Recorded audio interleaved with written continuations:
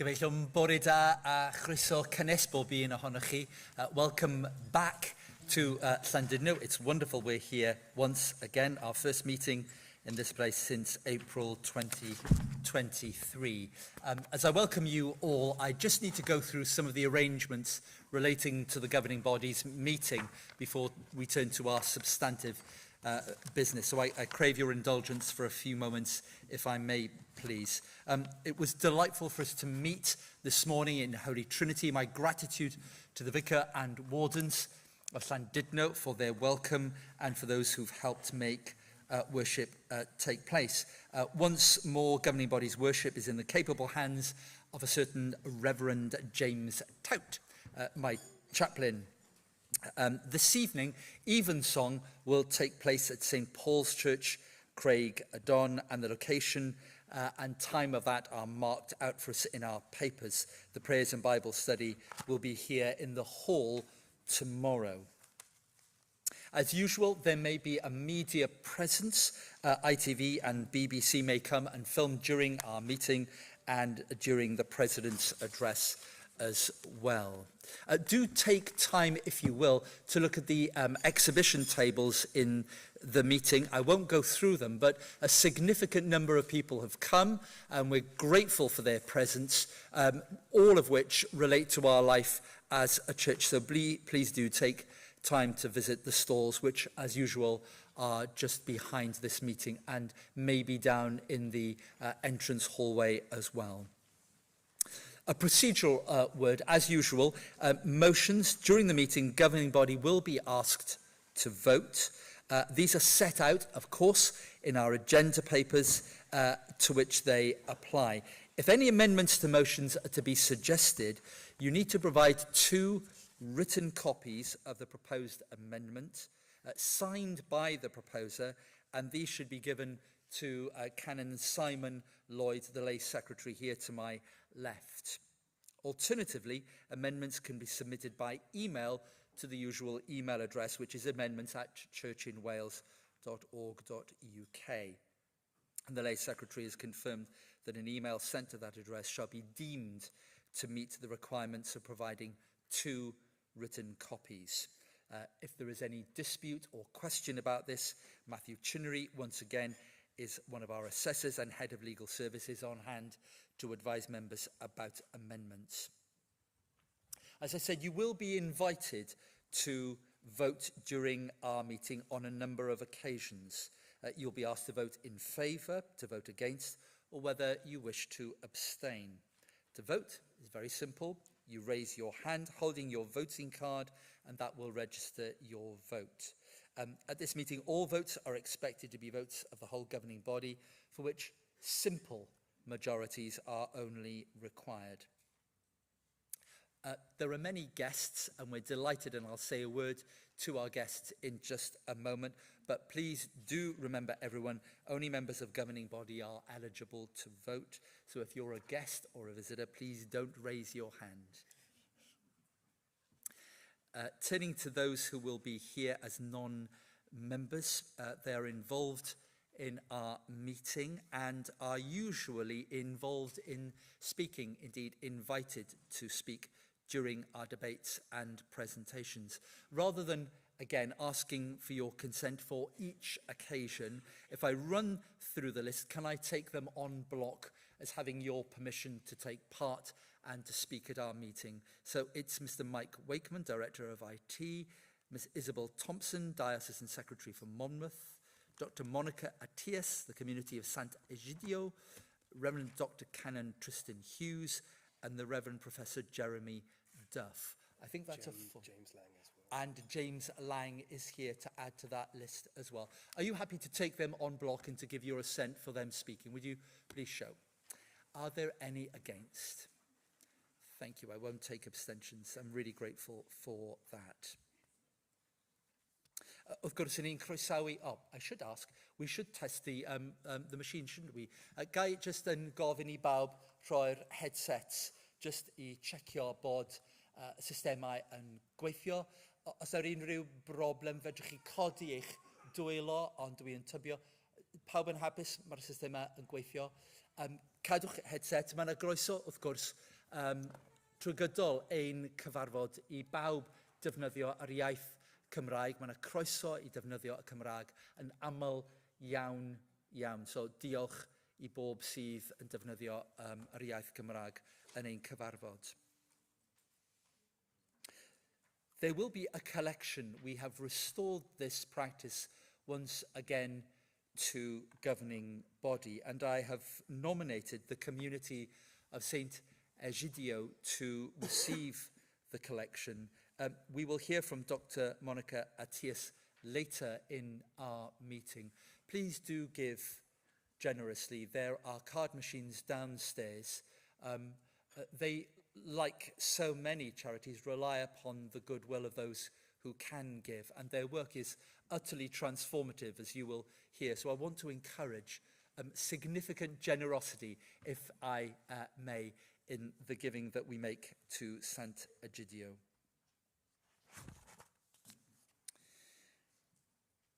If I may, I want to turn to words of welcome. I've already had the pleasure of being in the company of the Most Reverend Mark O'Toole, Archbishop of Cardiff, who has indicated that he will be with us and is seated with our colleague bishops here at the front.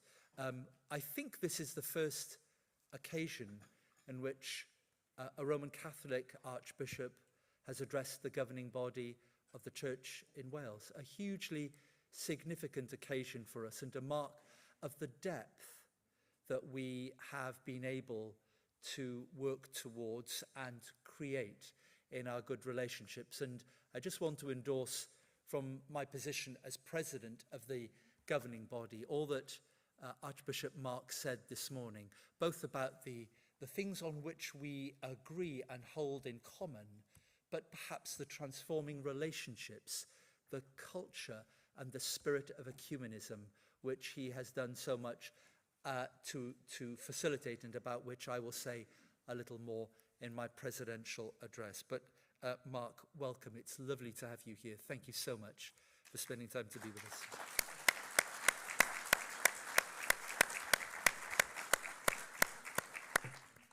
No less significant in their wonderful contribution, drawing us together in a new way, I think, is the presence, once again, of Dr. Canan Llwyd, who is the General Secretary of Cytun. Canan has again agreed to be with us. This is not new, but his ongoing ministry of bringing us together is breathing new life into Cytun and the churches in Wales. Canan, thank you so much for being here. We're delighted that you've joined us.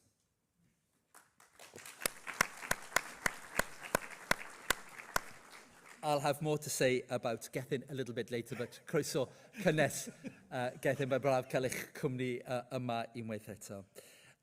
I've already mentioned Dr. Monica Atias, but a very warm welcome formally to Monica to Wales, as well as to Llandudno and here to the meeting of the governing body. We're delighted that once more from the Methodist Church and the Wales Synod, the Reverend Canon Dr. Jenny Hurd is here once more. Ac wrth gwrs unwaith eto o'r undeb yr annibenwyr Cymraeg, mae Jeff wedi cytuno unwaith eto I fod yma. Diolch o galon am eich presenoldeb. Mary McNeil will be representing Christian Aid Cymru and is here as well, and we're grateful for all that she brings to the Church in Wales and the GB. And then from the Council for Welsh Sunday Schools, Cyngor Ysgolion Sul a Parchedig Ale Davies sydd yma hefyd. I understand that from the United Society of Partners in the Gospel, Carol Miller, their church engagement manager, is also present. I'm not sure, Carol, where are you? You're here. Warm welcome to you. I'm not sure if this is your first meeting. We're delighted you've come to join us. Thank you so much. Welcome.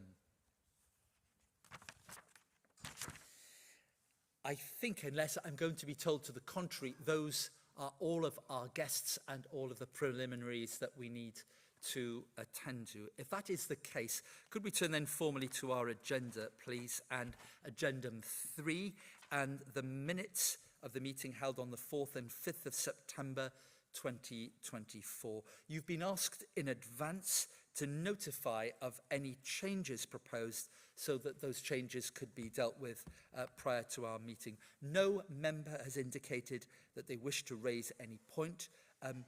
Please may I ask the governing body to receive these minutes formally with a show of hands. If you're in favour of acknowledging and receiving these minutes, please raise your hand. Thank you. Are there any against? Are there any abstentions? There are none. May I sign the minutes as a correct record of the meeting of the governing body held on the 4th and 5th of September 2024. Thank you very much. The two of you that raised your hands. I'll sign those minutes in due course. Could we turn to agenda 4, please, and matters arising. Once more, you were invited to notify the Secretariat by Friday, the 25th of April, of any matters you may wish to raise. No comments have been received on the minutes, so matters arising are dealt with. Before we turn to the presidential address, I will vacate this seat and ask Moira Randall to come and take the chair. Thank you, Moira.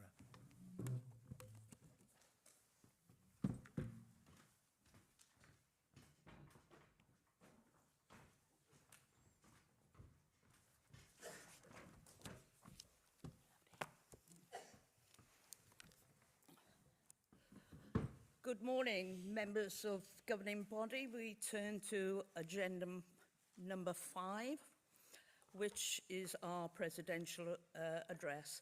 As you will see by your overall agenda, you will have an opportunity to engage with that address, but in a slightly different format this year. After His Grace has delivered his address, we will take a short break and then we will return and we will have small group discussions where you can raise your questions, but more on that later. Till that time, Your Grace, please. Chair, thank you. Andrew, Archbishop of Wales. Once again, welcome everyone. Come with me in your mind's eye on a journey. We're going deep into God's country, Ceredigion. The most storied and beautiful, surely, of all of the many beautiful parts of Wales. Heading south from Aberystwyth, we've travelled through Rhydyfelin, Llanfarion, and just beyond Blaen Plwyf, we find our way in the vicinity of Llanrhystyd. Just as the road bends near the village, you will pass a ruined cottage, and upon its stones a defiant blaze of red proclaims a now iconic phrase, Cofiwch Tryweryn. Remember Tryweryn. You've seen it on your car stickers as much in the south of Spain as anywhere else. It's much more than graffiti. It's a memory. It's, for some, a wound. It's a call to attention. It recalls, of course, the drowning of that Welsh-speaking village in 1965 to create a reservoir to supply Liverpool and the Wirral, without, at the time, the consent of Welsh authorities. But it's become, since then, something much, much larger, a symbol, a story, perhaps a protest too, from a shared consciousness that says, don't forget who you are. Now, however we regard that slogan, we recognise that a nation's identity is never static. It shifts, it grows, forged in triumphs and tragedies alike. We could reference the coal dust of the South Wales valleys, the scars of the quarries up in the north, the defiance of Owain Glyndŵr, in the memory, the sad memory of Aberfan, the poetry of two beautiful languages and the magic of Gareth Edwards. But perhaps we won't say much about rugby today. The point is that a shared identity is always alive. It's always in transition, always engaging with its surroundings and with its culture. And if that is true for the nation of Wales, it is true for the church as well, shaped as we have been by our revivals, by a hymnody that again is present in 2 languages, the stories of saints and pioneers who brought faith to these shores many centuries ago and who founded communities across our nation. Scripture offers theological mirrors, if you like, that capture this dynamic of change. We could reference the exile, which forced the nation to revisit and redefine what it meant to belong to God while far from their promised land. Or the radical inclusion of the Gentiles, redefining who was included in the family of God. These are stories of disruption and of reformation, but they're also stories of deep grace, of resilience, and also of hope. In the last year, I felt more deeply perhaps than ever that as a church we're being invited, perhaps even compelled, to adapt and to develop to the new challenges that we face, which are more numerous, coming from different directions than perhaps any could have anticipated. We need courage as we respond to each and every one of them. And so for this address, I want to frame what I have to share with you with that invitation, and to look particularly at 5 areas. As a church, called to become more professional, more grounded, more compassionate, more connected, and more creative. A dwi am siarad yn y Gymraeg, os gwelwch yn dda. I wish now to speak in Welsh, if I may. Yr eglwys sydd yn fwy proffesiynol, a gadewch i ni ddechrau gyda diogelu. Wrth raidd ein galwad i'w gofal eraill, ac yn enwedig tuag at y rai sy'n agored i niwed. Os methwn yma, methwn ym mhob man. Ac felly ein nod yw creu eglwys ddiogel lle mae arferion y diogelu da wedi gwreiddio yn union DNA ein bywyd gyda'n gilydd. Lle mae'n dod yn reddfol, yn atblygol, wedi'n blethu un gweinidogaeth ar bob lefel. Mewn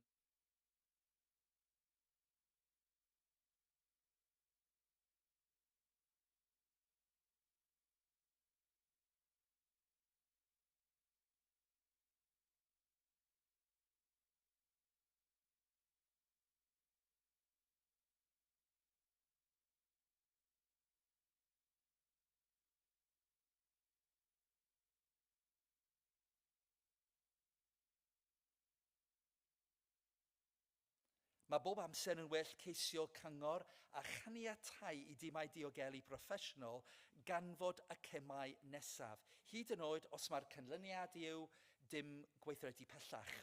Na dweud dim. Ni all distawrwydd fyth fod yn bolisi i ni, ddim o gwbl.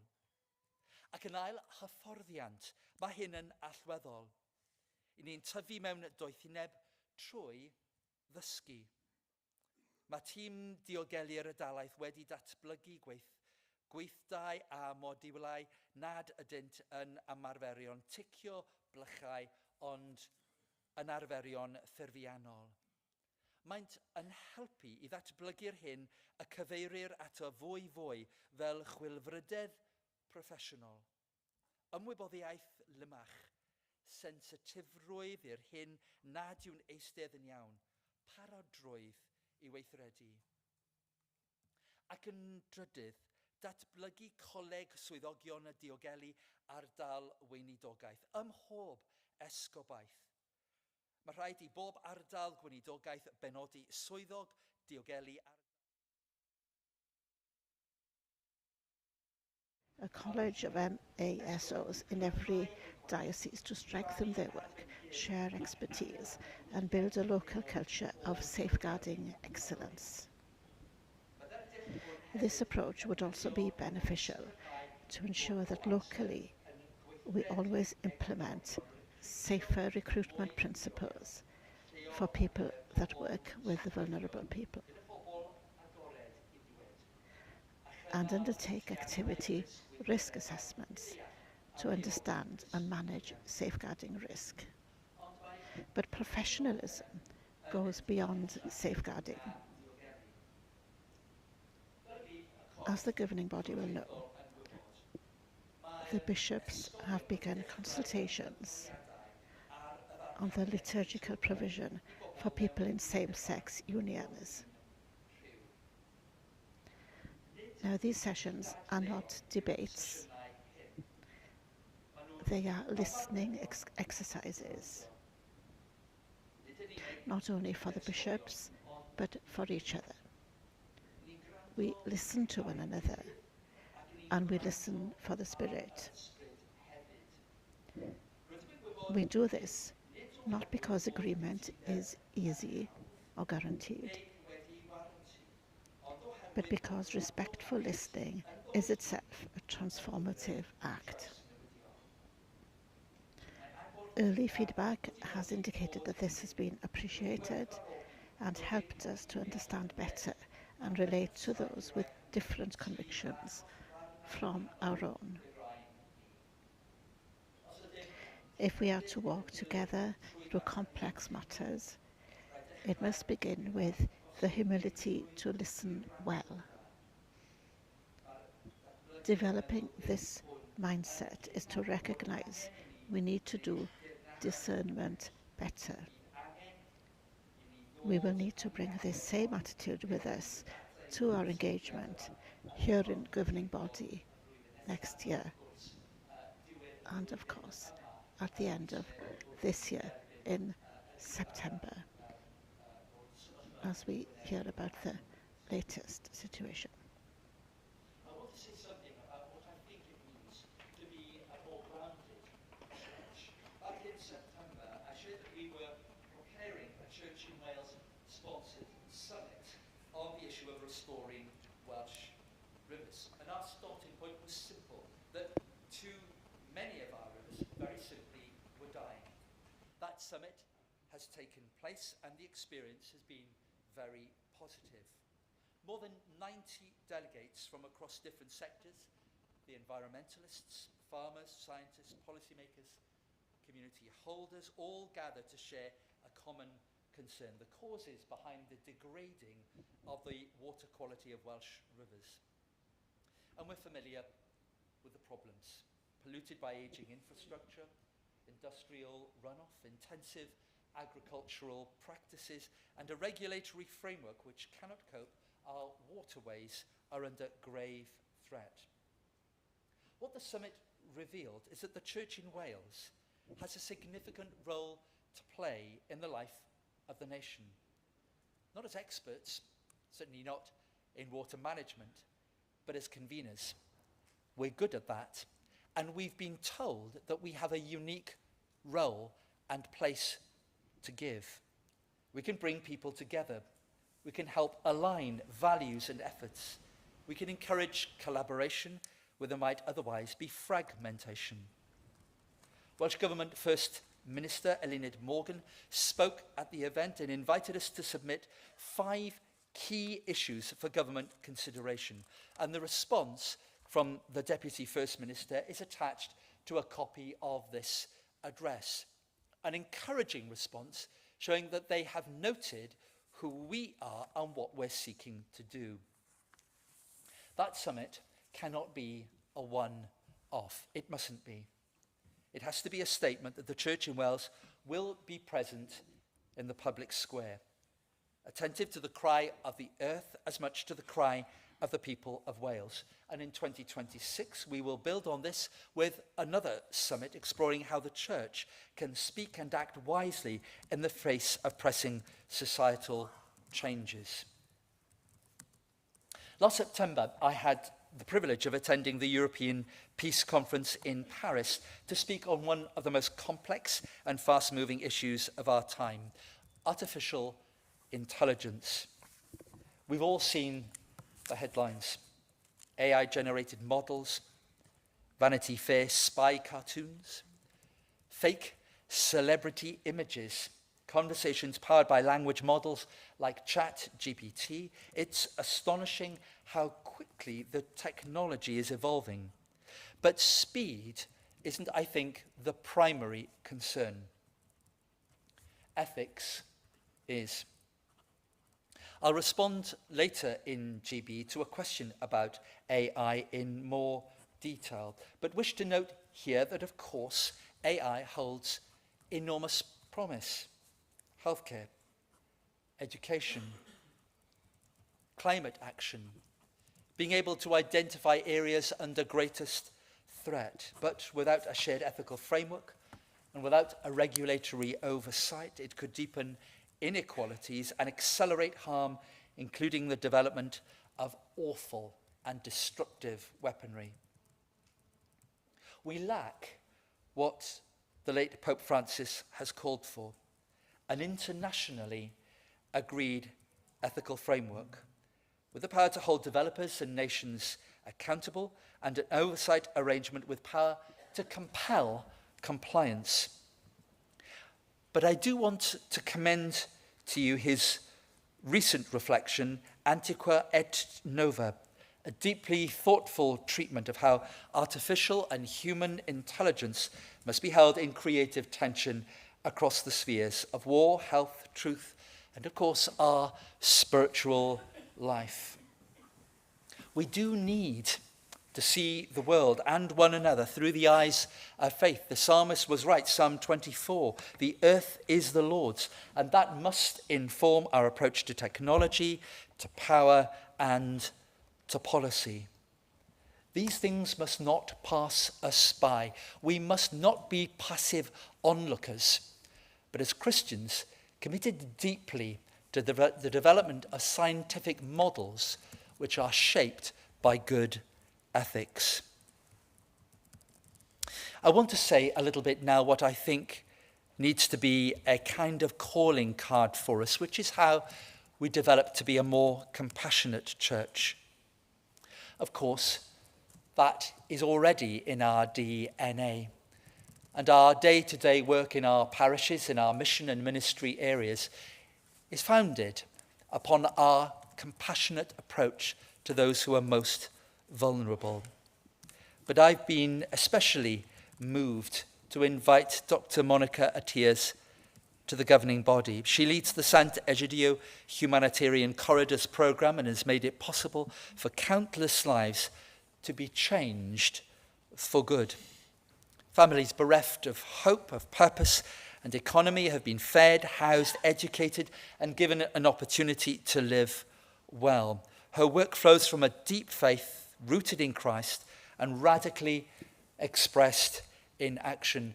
She is one of the most remarkable human beings I've ever had the privilege of meeting, and she's here with us. If you've ever joined the Sant'Egidio community in worship in the Vatican, you'll know that it's possible to pair devotion and action, prayer and protest, stillness and solidarity. Monica embodies that balance, and I am profoundly grateful she's made the journey to be with us. I thought she might have been, perhaps over the weekend, in Rome. No, in Pakistan, she told me. Her work is a living reminder we must learn the radical ways of gentleness and peace. And of course, we are already doing a great deal of that in warm banks, food banks, social enterprises, the quiet care of our neighbour. We've always existed for those outside our number, to embody the love of Christ in word and in deed. But we must urge our government also to prioritise the plight and the needs of those who are most vulnerable, whether in these lands or abroad. As Mark Carney, newly elected in Canada, has said, our task is not simply to plan for the future, but to plan the future. And that planning must begin with compassion. Dwi am siarad yn y Gymraeg, unwaith eto, os gwelwch yn dda. Yr eglwys sydd yn fwy cysylltiedig, ac wrth gwrs nid ydym ar ein pennau ein hunain yn ein tostio tuag at Cymru. Yr ydym yn We darganfod are discovering and developing, I believe, a new kind of ecumenism in Wales, one built on friendship, humility and shared mission.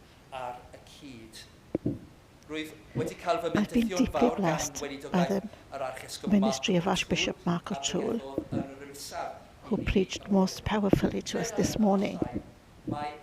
I believe this is the first time a Roman Catholic Archbishop has preached at governing body. So as I said previously, it's a significant occasion and one to celebrate. Mark's warmth, openness and commitment to working with churches across the traditions has allowed us to reset relationships and forge new paths. Retreating together, Annibynwyr, Presbyterians, Charismatic Evangelical, Anglicans, Methodists, Baptists and Roman Catholics was something I could scarcely have imagined 5 years ago.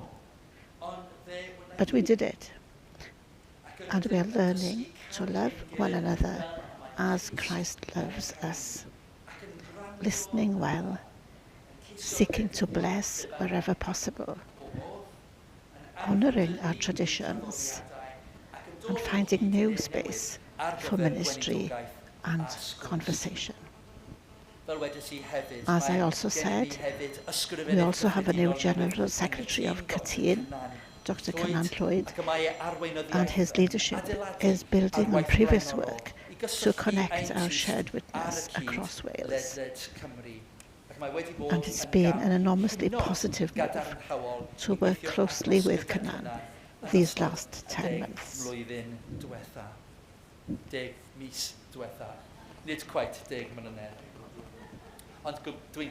He said 10 years in Welsh instead of months. That's why they're laughing. Finally, a more creative church. Mission and ministry lie at the heart of our vocation, and I am deeply encouraged by the creative energy I am seeing across the province. I believe this is a sign we're learning to develop the patterns of ministry by extending the boundaries of our engagement. The Church Growth Fund has surfaced new ideas and bold ventures. A church plant in the Diocese of St Asaph from an existing church plant. The School Pioneers Project in the Diocese of Monmouth, efforts to renew rural ministry in the Diocese of Swansea and Brecon. These are not outliers. They are signs that we're finding new ways to be church, faithful to tradition, but unafraid of innovation. It would be a mistake to pit parochial ministry against pioneering ministry. The truth is, much of our ministry today is both. It is local and imaginative, grounded and experimental. Ministry area is often profoundly pioneering, and the pioneering draws on our inherited faith. And that is exactly as it should be. So, to end, I began with Ceredigion, God's country, most blessed of places. Had we continued our journey just a little bit further south, further inland, we would have arrived at Llan Ddewi Brefi, the site of the famous synod where David and others confronted the challenge of Pelagianism.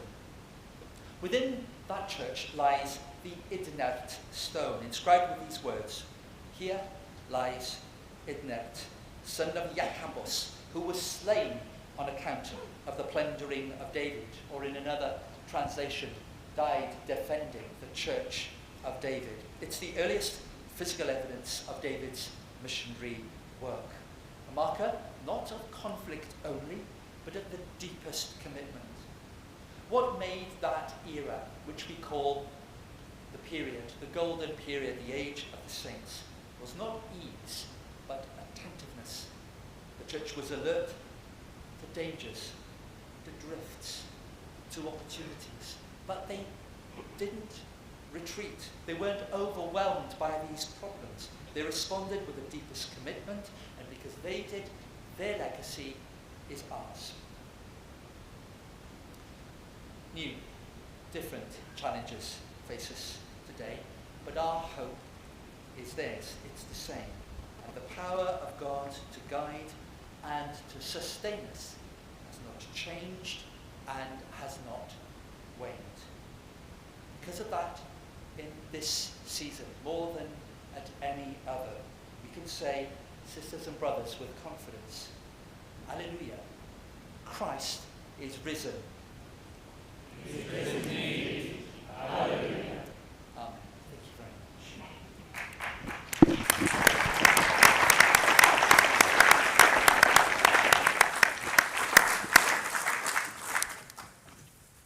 Members of governing body and invited guests will take a 30-minute break. If we can be back at 10 minutes past 12, please. And if I can impose on you to make that a prompt setting so that we can have plenty of time for the next item on the agenda. So return at 10 past 12. Thank you.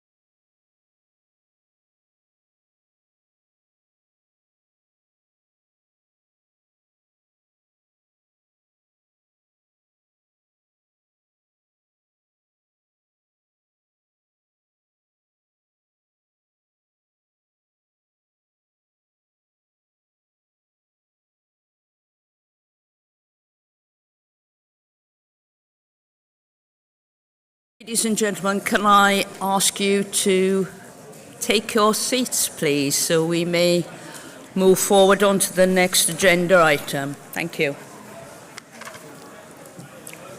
Come along, no tardy, no spit spot. Someone's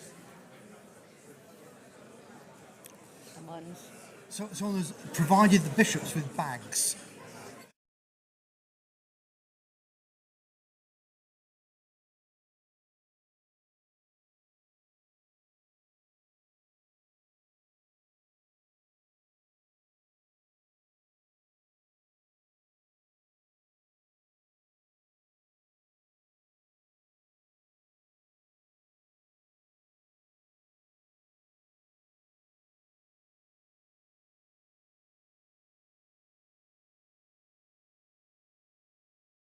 Six, which is your opportunity to interact with His Grace's presidential address. Before we do so, can I just give a very gentle and polite reminder to either switch off your mobile phones or at least turn them to silent or vibrate. That would be greatly appreciated. So,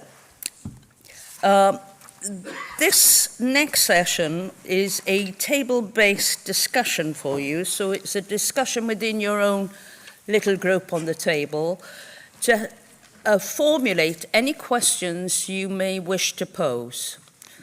You will be given, we think, about 15 minutes for you to have that discussion and to formulate your questions. And if you would be so kind as to nominate a spokesperson to deliver those questions on behalf of your table. What will happen then, we'll invite you up to form an orderly queue and you can pose your questions. So if everybody is happy,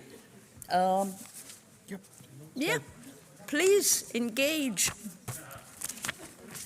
So 25 past.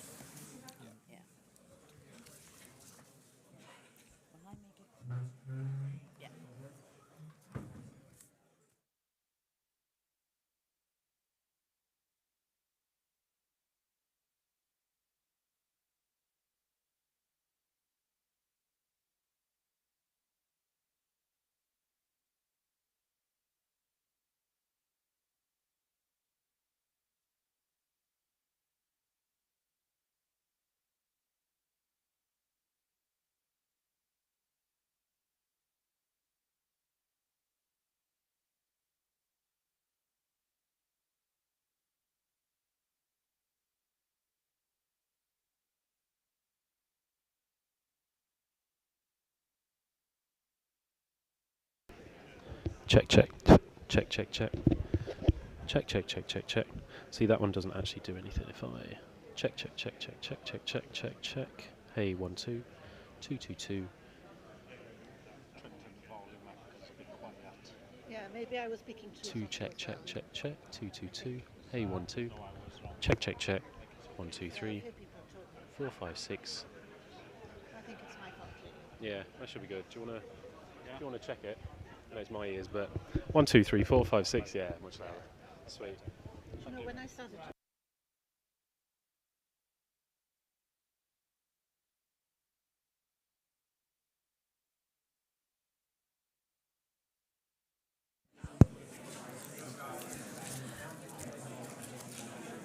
Members of governing bodies, sorry to interrupt. There was a query just posed. Is it okay if you just put forward observations and remarks as opposed to questions? That is perfectly acceptable if that's what you wish to do as well.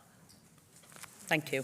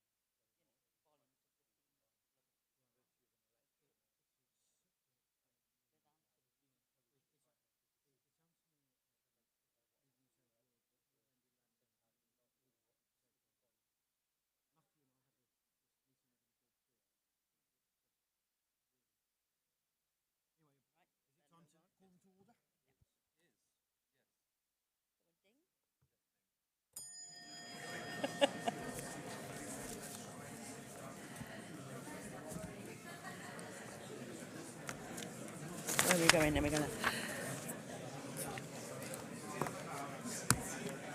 Members of governing body, thank you very much. From the buzz that I could hear from my position, I think you've had very interesting and lively debates and discussions amongst each of you. For those of you who would like to come forward from your tables and pose questions, can I ask you to form a short queue either end? Can I also ask you, please, to begin by introducing yourself, giving your name and the diocese, etc., and also bearing in mind time, if we can be succinct and short. Thank you very much. Thank you. Tony Mullins, Llandaff, Lay. This is regarding safeguarding. I'm the Ministry Area Safeguarding Officer for our ministry area. I took a trip to Ireland, stayed in Castle Bar for the last international. They were playing in Cardiff, but we had a great time in Ireland. And I was met by two people out in our group on the Sunday morning. Opposite our hotel was this beautiful figurine of Christ in the arms of Mary and a beautiful cemetery. And these chaps started berating the church and its history of abuse and cover-up, etc., etc. And I said, well, I told him what I did, where I went. I defended my faith. I said, I'm a safeguarding officer. We've got a very rigid and a stringent policy in Wales. Everyone is DBS trained. I said, I am trained in the safeguarding procedure, DBS checked.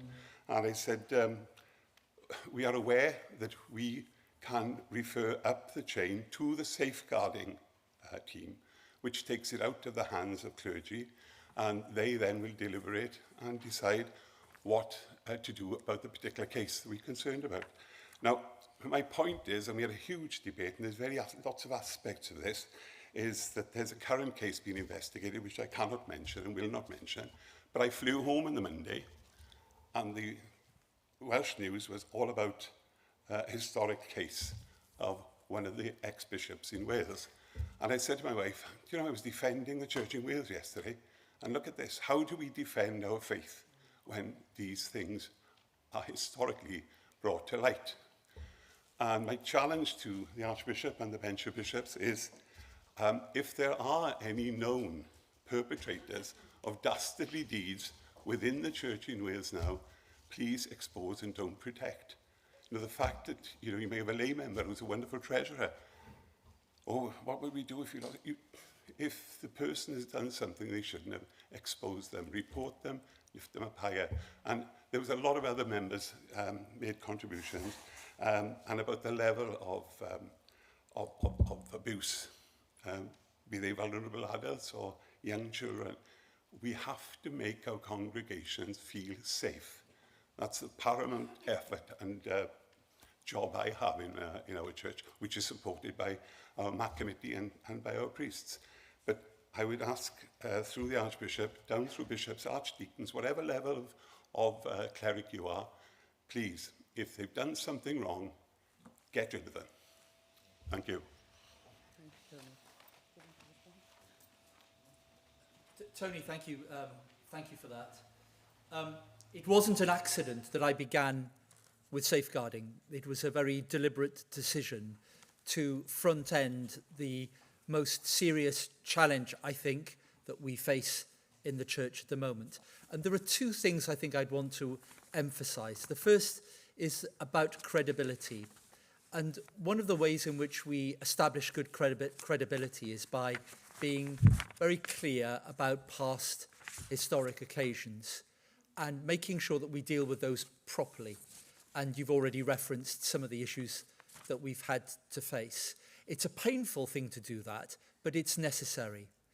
The second thing is that we show that that same seriousness is present in the way in which we now conduct our affairs as a church in the present day. And there are things that I think that we still need to do further that our safeguarding team are helping us think through with greater focus. The first is, what does it look like to have a truly survivor-centred approach to safeguarding, to make sure that the voices of those who've suffered because of the Church in Wales actually are not only cared for, but help shape our approach into the future. I think that's really important. We've done some good thinking, but there's much more to be done there. And the second thing is we need to cultivate what was put to me a while ago, a sense of professional curiosity. Do things look right? Why do we have a slight concern around something? And that's not to invite the church to become a kind of thought police organisation, but rather just to make sure that everyone understands that safeguarding is the golden thread that goes through all of our activity. As I said in my presidential address, if we fail here, we fail everywhere. Thank you for the question. Next. Robert Charlton, Swansea and Brecon. Thank you, Chair. Thank you for your address, Your Grace. This is a bit more positive, hopefully. More of a comment than a question. Can I refer, please, to the part of your address on the River Summit?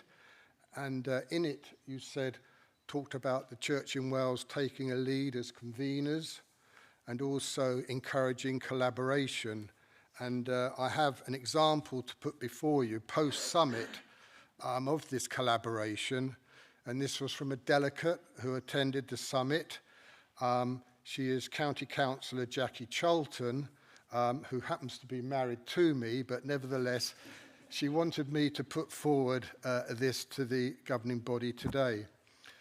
At the River Summit presentations resonated with me as the Cabinet member for a Greener Powys, overseeing nutrient management boards for both the Usk and Wye on behalf of the local authority. Powys is also crucial to the development of flood defences along the River Severn in Wales through the Severn Valley Water Management Scheme. The Severn rises in Powys and an important part of the culture of Montgomeryshire. Dirk Humry's presentation on upland peat restoration described a fund with little take-up, an opportunity for Powys, Wales' largest landmass local authority, that was previously unknown to us. Powys Economy and Climate team are now working to utilise this fund and collaborate with private investors for site protection across several moorlands and commons. This opportunity would not have been appreciated without attending this conference. Peatland on our uplands are crucial for carbon capture, nature-based flood solutions, and for biodiversity. These areas are under immense threat from climate change. This opportunity allows Powys County Council to play a crucial part in protecting this massive resource.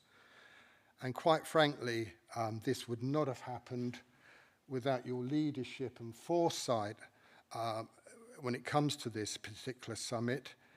And we look forward to further leadership going forward. You mentioned about future summits as well. It is so important that we do focus on these type of issues. I'm not sure how many people saw the Western Mail a couple of weeks ago talking about the sewage discharges in Wales last year. I happen to live very near the River Usk, and it's appalling to read the official statistics that last year in the River Usk there were 648 sewage spillages into that river. And where I live, the river is essentially dead. So there's an awful lot of work to do going forward. So we have on the one hand Dirk Humry's positive contribution by helping with moorland and peatland, but of course then we get the negative side of them in regards to the awful sewage spillages that are continuing and ongoing. So I wanted to bring that before the governing body as a positive comment from someone who is a delegate there, that something fruitful is happening out of this summit, and we look forward to be able to go forward with this and report back later as well. Thank you very much. Thank you, Robert. Just two things for governing body to know in addition to that. One is that the steering group that was set up to manage the summit. We've maintained our contact with one another so that we can continue to work together however and whenever it seems good. But also that document, which was the 5 points the First Minister wanted, we also created a slightly longer document, as you probably might know, that had 10 areas. And the purpose of distributing that is that we've got elections coming next year. And I think it's incumbent upon all of us to think very carefully about how we use our votes. And one of the things I hope is to provide information to the church upon which decisions can be well-founded. And that, I think, is as far as I would want to go on that. We will all want to cast our vote responsibly, how we think appropriate. But the information that we can provide to help people make informed decisions seems to be a responsible way of responding beyond the summit into the future for the future of Wales. Thank you. Andy Grimwood, Archdeacon St Asaph. All it is that 18 months ago, Archbishop, you said in your presidential address that the #1 priority of the church in Wales is church growth, evangelism, mission. All we'd like to know on our table is, what are the explicit links between what you said today and that #1 priority, please? Thank you. Thanks, Andy. That's a great question. I think one of the things that I've seen in the Church Growth Fund's work is a maturing of 2 areas of life that are very, very important. One is the number of Tier 1 applications. And those Tier 1 applications have been extraordinarily varied. We've had people looking to refurbish a space which can be used for an act of worship that is very much on the pioneering front. And the breadth, as well as the depth that we're seeing from those applications, I think is an enormous testimony to the Church in Wales' resourcefulness and ability to think, as we often say, outside of the box.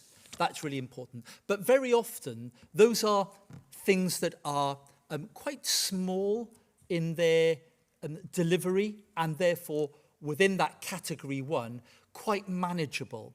What I've been really impressed by are some of the larger scale, the really deep thinking that's taking place in a number of the applications we've seen. And I only mentioned 3 because I didn't want to say much more than that. But I can tell you there are significant things happening in the Gower as well. I'd love to talk to you about, perhaps Bishop John will on another occasion, about the way in which they're both seeking to utilise the space they have, which is an area that's rich with tourist attention, but drawing from history and seeking to provide, I think, a way of reaching those who have no contact with the church on a day-to-day basis with the good news of Jesus Christ.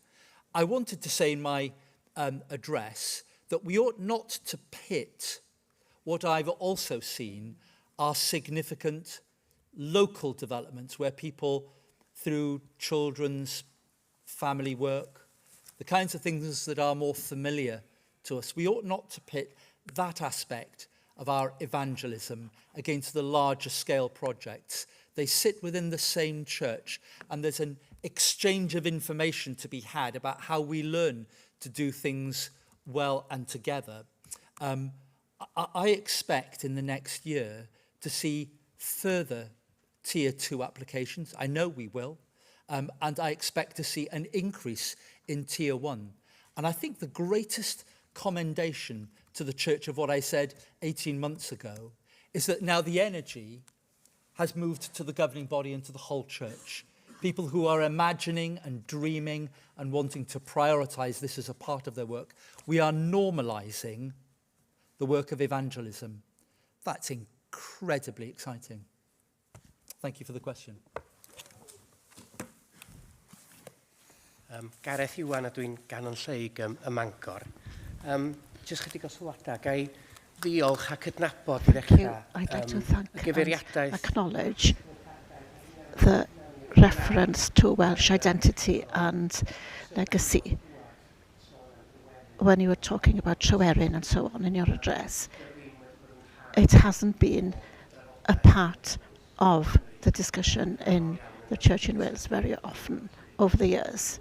So thank you for drawing attention to that part of our history.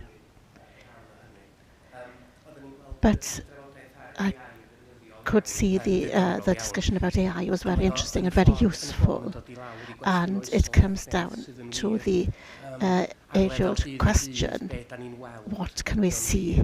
Is it real or is it not? Is it false or is it true? And what's factually true? But also the role of the church is to face the big question, what is the reality? And I think we've got a challenge there to interpret and to lead discussions on the big questions and the small ones about what is real today. It was great to see that ecumenism was on the agenda and in a very positive light. I would welcome that. Perhaps you could talk more about the summit in 2026, and also have you got an idea of what the focus of that conference will be? Gareth, yn gyntaf, diolch yn fawr am Well, thank you y cyfle i siarad am for pethau the Cymreig. opportunity Gareth said to talk about Welsh things. Mae pethau Cymreig And wedi dod yn bwysicach. I think the Welsh identity has become more important to all of us through Wales.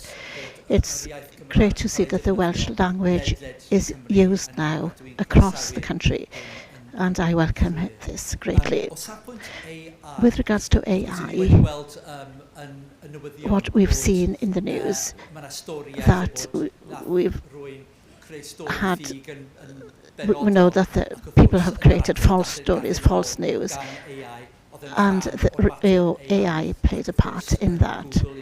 And of course on Google you can see AI-generated answers now.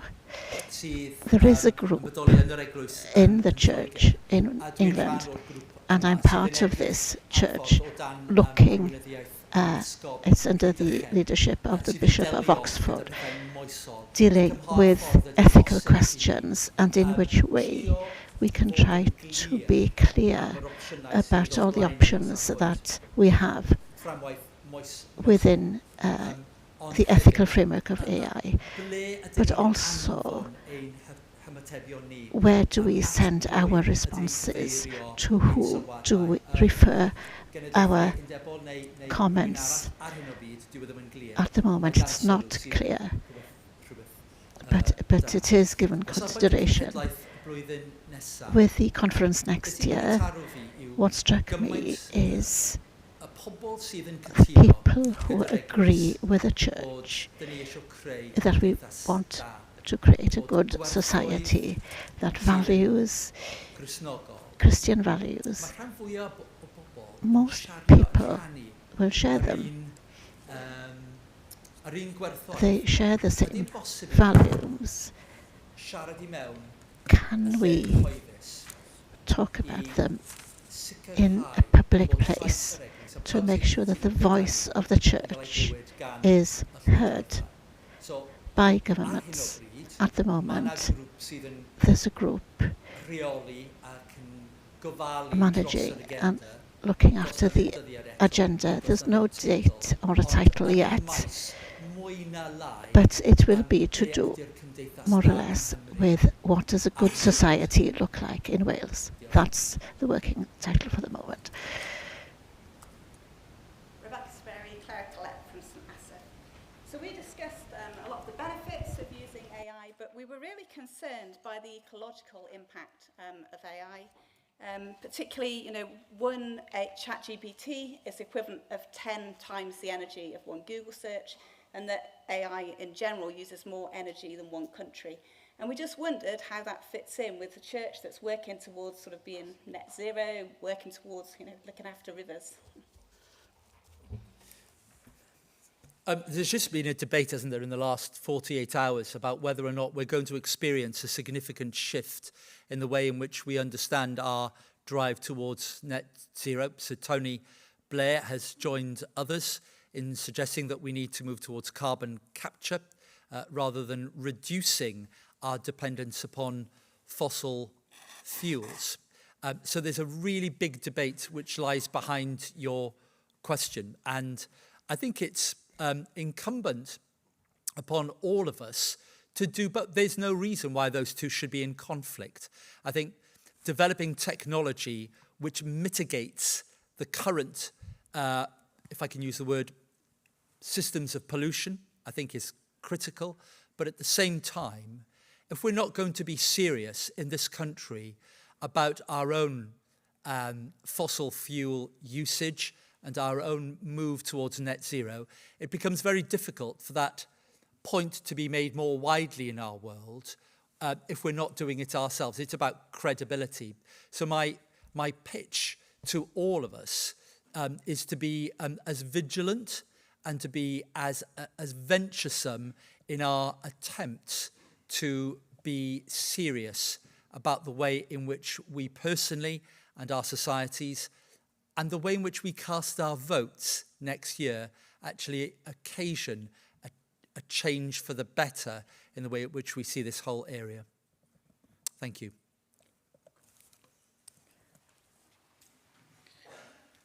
Ruth Coombs, Llandaff Co-opted Cleric.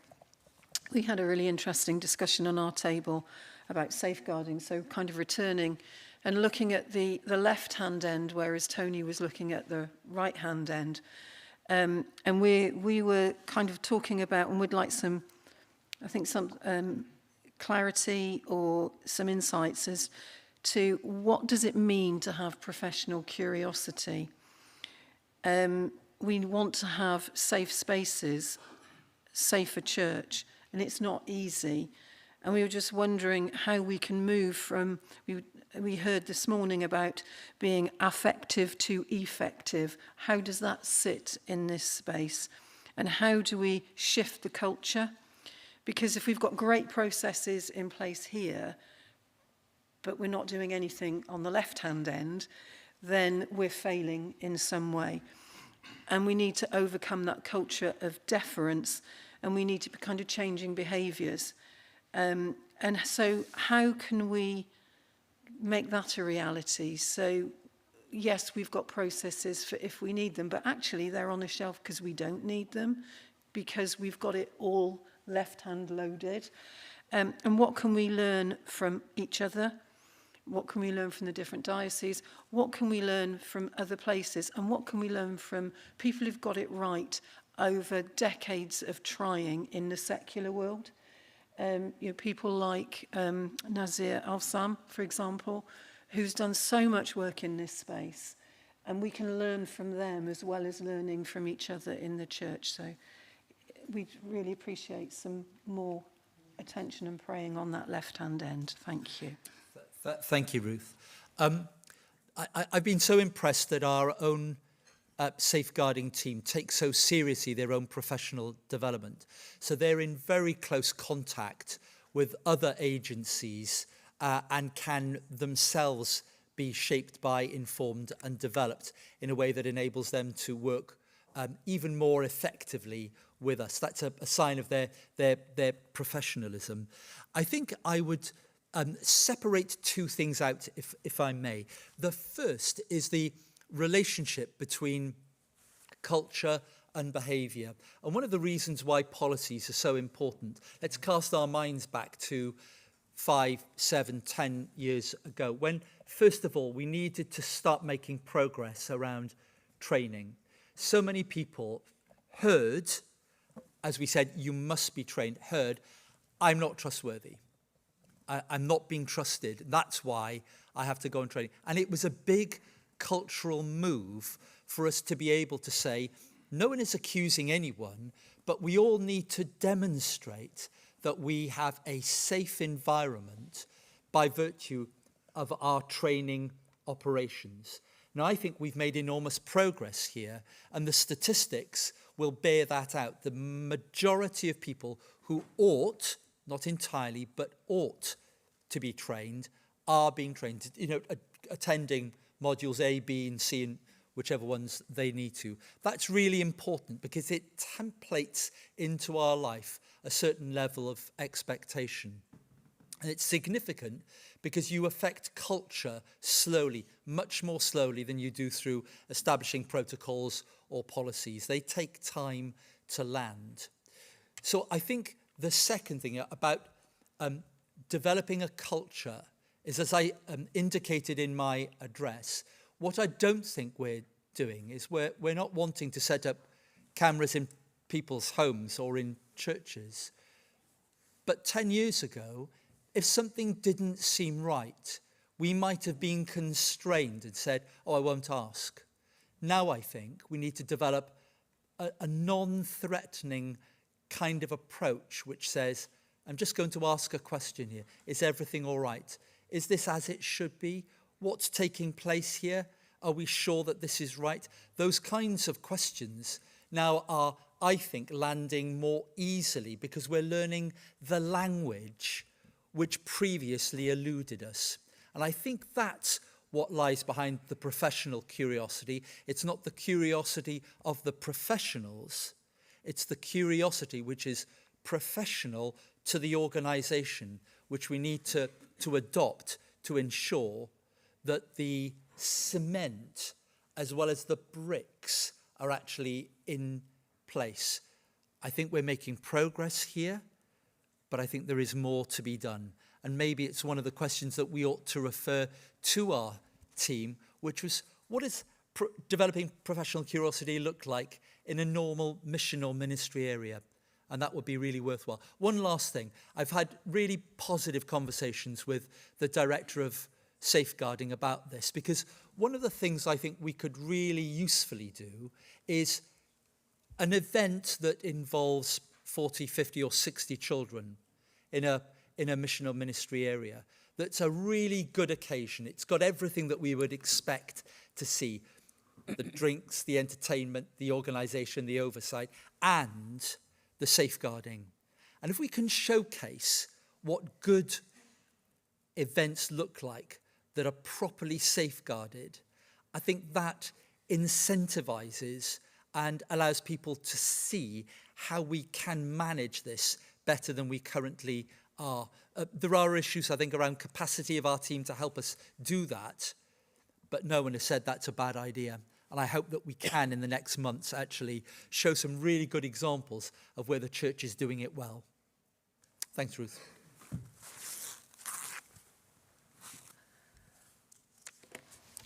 Mark Brees, elected member, Llandaff Diocese. The table on which I was sat focused discussion really on two areas in terms of rivers and the work with rivers. We thought this was a really good initiative and a good thing for the Church of Wales to be involved with, but also that we should be raising the hard questions and pushing rather than just simply getting people together. So that's a good thing. We were then hugely encouraged by the discussions and comments around ecumenism. We were inspired by Archbishop Mark's homily this morning, and this may be the first time that he speaks to us. We hope it's not the last. And indeed, in terms of leaders of other denominations in Wales, similarly, hopefully we will hear more from them. A note of caution, we hope that we just hear a lot about ecumenism, that we're actually doing it as well as talking about it. It was suggested that for some, even just working in a ministry area is ecumenical enough. So we want to go further than that and hope that in terms of ministry areas in some dioceses, that working together as groups of Anglican churches does not detract from working with our other Christian brothers and sisters. Overall, we felt inspired and encouraged. Thank you.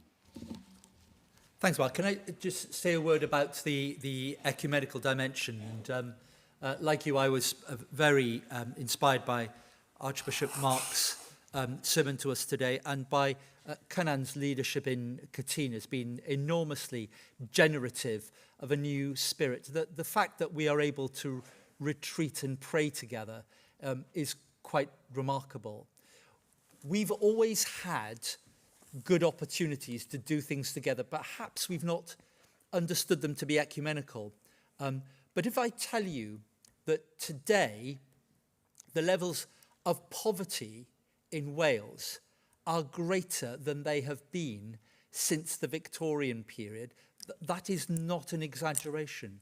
When I tell you that the cost of living crisis is just a smidgen beneath what it was when Russia invaded Ukraine, and that statistic comes from the national agency, the National Energy Action Group, you'll see that we face enormous challenges. Now, the only way that I think we can do these pieces of ministry which are laden with compassion but are transformative is when we do it together.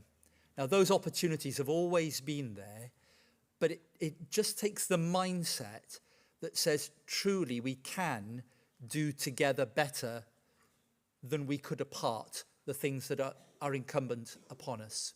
So my commendation of the ecumenical venture is not only for us to be in good conversation, prayer together, but for us to be really alive to Wales today and the challenges that we face. We will be so much the better if we do that together. And this afternoon, we're going to be inspired by a speaker who will show us what human love for the most marginalised will look like. Thanks, Mark. Thank you. Richard Woods, elected Bangor, our table's chosen lamb to the slaughter. We have three questions. The first, we welcomed the focus on safeguarding and professionalism around it. We wonder, Archbishop, if you'd like to comment on the recent release of the Standing Doctrinal Commission's report, Walking in Integrity, about authority and its use and misuse in the church, and how it can contribute to a safer culture in the church in Wales. The vast majority of us around the table weren't even aware it had been published, and we're sure it has something that can contribute to that increase in professionalism. Also, though, the delivery of that increased professionalism within safeguarding and the desire for more ministerial safeguarding officers. I know many ministeriaries are struggling to find and to recruit a safeguarding officer, and we wonder if there is guidance and advice out there, perhaps even a job description or role description that we're unaware of because we haven't seen one, or if there is one in development so that ministeriaries can more easily find their own ministerial safeguarding officers. And lastly, possibly picking up a little bit on Andy Grimwood's question, but phrasing it slightly differently, we noted at the end how the Age of the Saints, the church was alert to a number of things, and you highlighted the danger of drift. And we wonder whether or not our church is or needs to be aware of the danger of drift for us at the moment, and whether or not we would respond well, you would respond well to a sixth invitation to be a more focused church.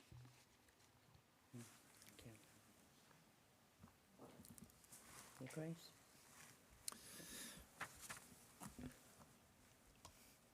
The Walking in Integrity report is a very significant piece of work, and there are people within this room who've contributed to that enormously, and I want to thank them publicly for their work. And I think, Richard, it gets us to the heart of one of the most challenging aspects around safeguarding, because it's all about the close contact that we have with people, particularly in the arena of healing and of prayer, and also of the use of power. And I think one of the things that report has done has simply said to the church, we need to be very alive to the issues of power and control. And are we conscious and alive to the dynamics that are taking place in any pastoral situation? Now, that report, I think, needs for another piece of work beneath it to provide some kind of guidelines, which will themselves probably need refining in due course. What that report does is that it surfaces that this is an area which we've been aware of for some time is potentially sensitive, and we haven't developed our protocols well, and it's invited us to do that. So I don't think I can see any more than that, anything more granular or specific.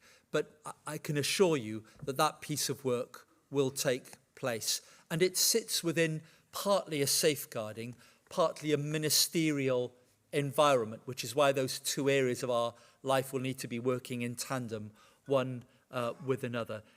A really significant piece of work to be done. This afternoon or tomorrow, can't remember when question time is, there will be an issue which is raising question time around ministry area safeguarding officers. Of course, one of the things that is good about the mission and ministry area is that it allows us not to have just a safeguarding officer to each church, but to that other unit, which is very, very helpful. Personally, I don't like the idea of having a MASO across different mission or ministry areas. I suspect that it will be difficult to exercise that ministry, that piece of work, when one is removed geographically from one area and from the churches within it. That's my personal view. I would much prefer to see one MASO to each mission and ministry area. There is a job description, but I'm not sure why it's not available, because I've seen it. So it ought to be available and online. Hooray. In the safeguarding policies and procedures, in the first PDF introduction to safeguarding, there is a list of key responsibilities of a MASO on page 16. Oh, don't you love assessors? Thank you, Matthew. That's really helpful. And thank you particularly for the question around drift, Richard, because that was, again, a very deliberate and well-chosen word. And I think the church is always called to two things. One is to be truly Catholic in its faith and in its ordering. We are inheritors of things that take us all the way back, we believe, to the ministry of the apostles, and have sought to found our life on the treasures and the things that they have vouchsafed across the years to us. But also to be truly apostolic, to be really committed to evangelism, really committed to transforming what is unjust. And there is always a temptation, I think, for a church to lose sight of both of those. We live now, I think, in what would be recognised as a largely secular environment. And that's got to shift the way in which we understand how those two key elements of our life land well and are preserved. And in the mission and ministry area, it is about creating a Eucharistic community, people who in word and sacrament are shaped by Jesus Christ. It is about the way in which we take responsibility for our area, for making sure that our churches are open and available for people in baptisms, in funerals, in weddings, but also how we are alive to the gospel. Those who know not or love not the Lord Jesus actually have an opportunity to hear good news. It's something that we ought never to lose. And so I wanted to make sure that we understood there can and there must not be any drift from those two pivots or pillars of our life as a church. Thank you. Thank you, Grace. Thank you. Kevin Ellis, Bangor Diocese elected. Thank you, Archbishop. We, on our table, loved the reference that you made to listening, because we think as listening is holy and a prophetic and pastoral act that the church needs to be more deeply engaged with. In terms of our internal life, a call perhaps to listen again to the different communities of the pioneer and parochial streams, which are, in one sense, is a false dichotomy, but a commitment to listening, but also listening when we listen to the conversation within our society, acknowledging that there are fairly major debates on, say, end-of-life care, that we as a church have something to offer, not least because although there's disagreement, we are sometimes very good at being people who can hold diverse views and still respect each other, and might therefore provide a model for those outside. Thank you, Kevin. Listening, I think in relation to the primary issue that was in the presidential address, we had said to governing body, or we had agreed with governing body, the bishops would undertake an exercise in hearing where we were. And that was because we wanted our discernment to be shared. We wanted not only to provide an opportunity for the church to confer and to hear from one another, but take together as best we can the kind of decisions which lay out into the future where we might see ourselves going in relation to the one of the most contentious and difficult and painful issues as a church that we will have to deal with. I've been profoundly impressed by our church. The willingness of people from very different places, not only courteously in their discourse, but patient in their listening, not only to words, but the things that lie beneath the words as well. And that in itself is a different way of doing decision making. It should inform the outcome, but as a way of modelling and of practicing what I see written large in the pages of the New Testament, which I think at times might have been quite sparky, but at the end of the day, a deep commitment in their wrestling to hear from one another and to hear from the Spirit of God, so that together we make decisions. And that's why I think the model the bishops have urged upon us is absolutely the right one for us into the future. I hope and pray that it will be as transformative for you as Bishop David and I found it was for us in Bangor Diocese.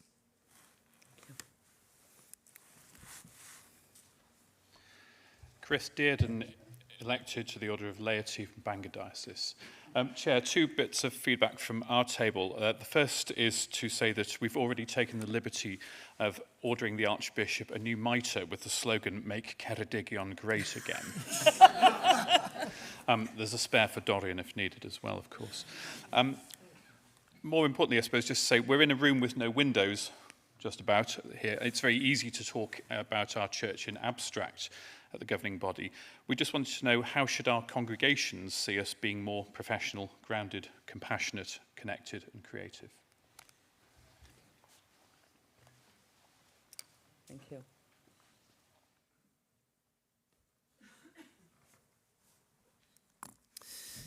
The landing well, Chris, is a really good point that you've made. It's absolutely critical. How do we move from a church that whose ministry and decisions are attained within the life of the governing body, but don't find their way back into the ministry areas? And part of that is, I think, information exchange, but part of it is the other way around as well, isn't it? Which is that we need the governing body to be engaged and serious about hearing of the realities that take place on the ground, and particularly for mission and ministry area ministers to be able to say to us, these are the things that are alive and really, really important within the life of the church. It's all very well, Bishop, you talking about this, that, and the other. That's not what it's like on the ground.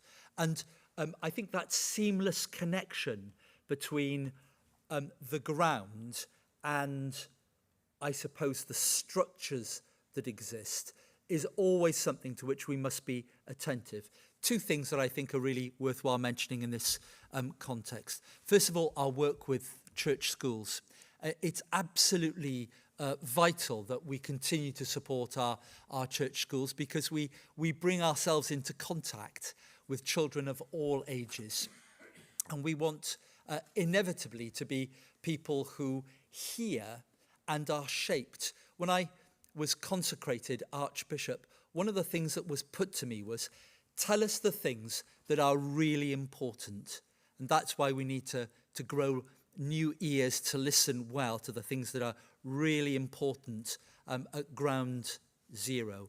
And the second thing is, Pope Francis was surely right, wasn't he, when he said, Archbishop Mark reminded us of this morning, his first missive was about joy. Being alive and joyful in the faith is a way in which we cascade good news across our whole church.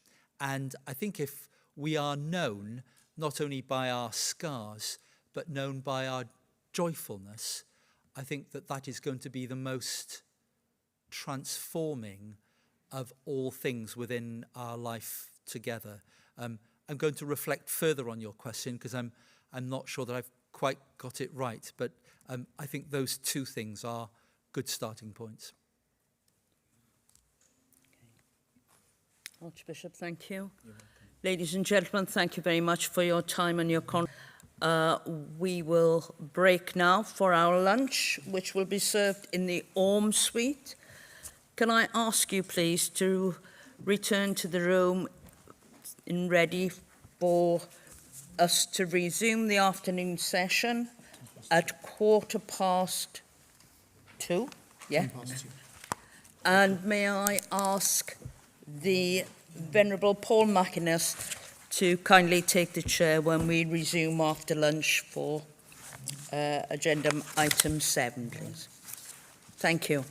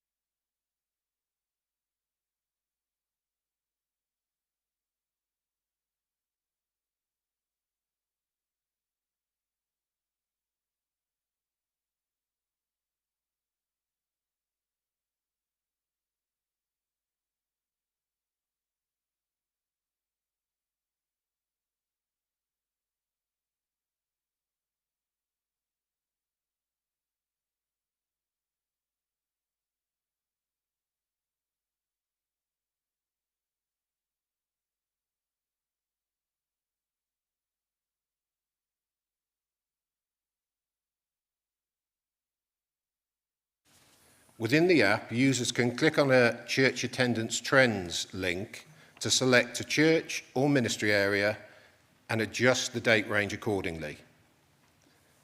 This provides a Sunday attendance graph with a red line showing how attendance has changed over time.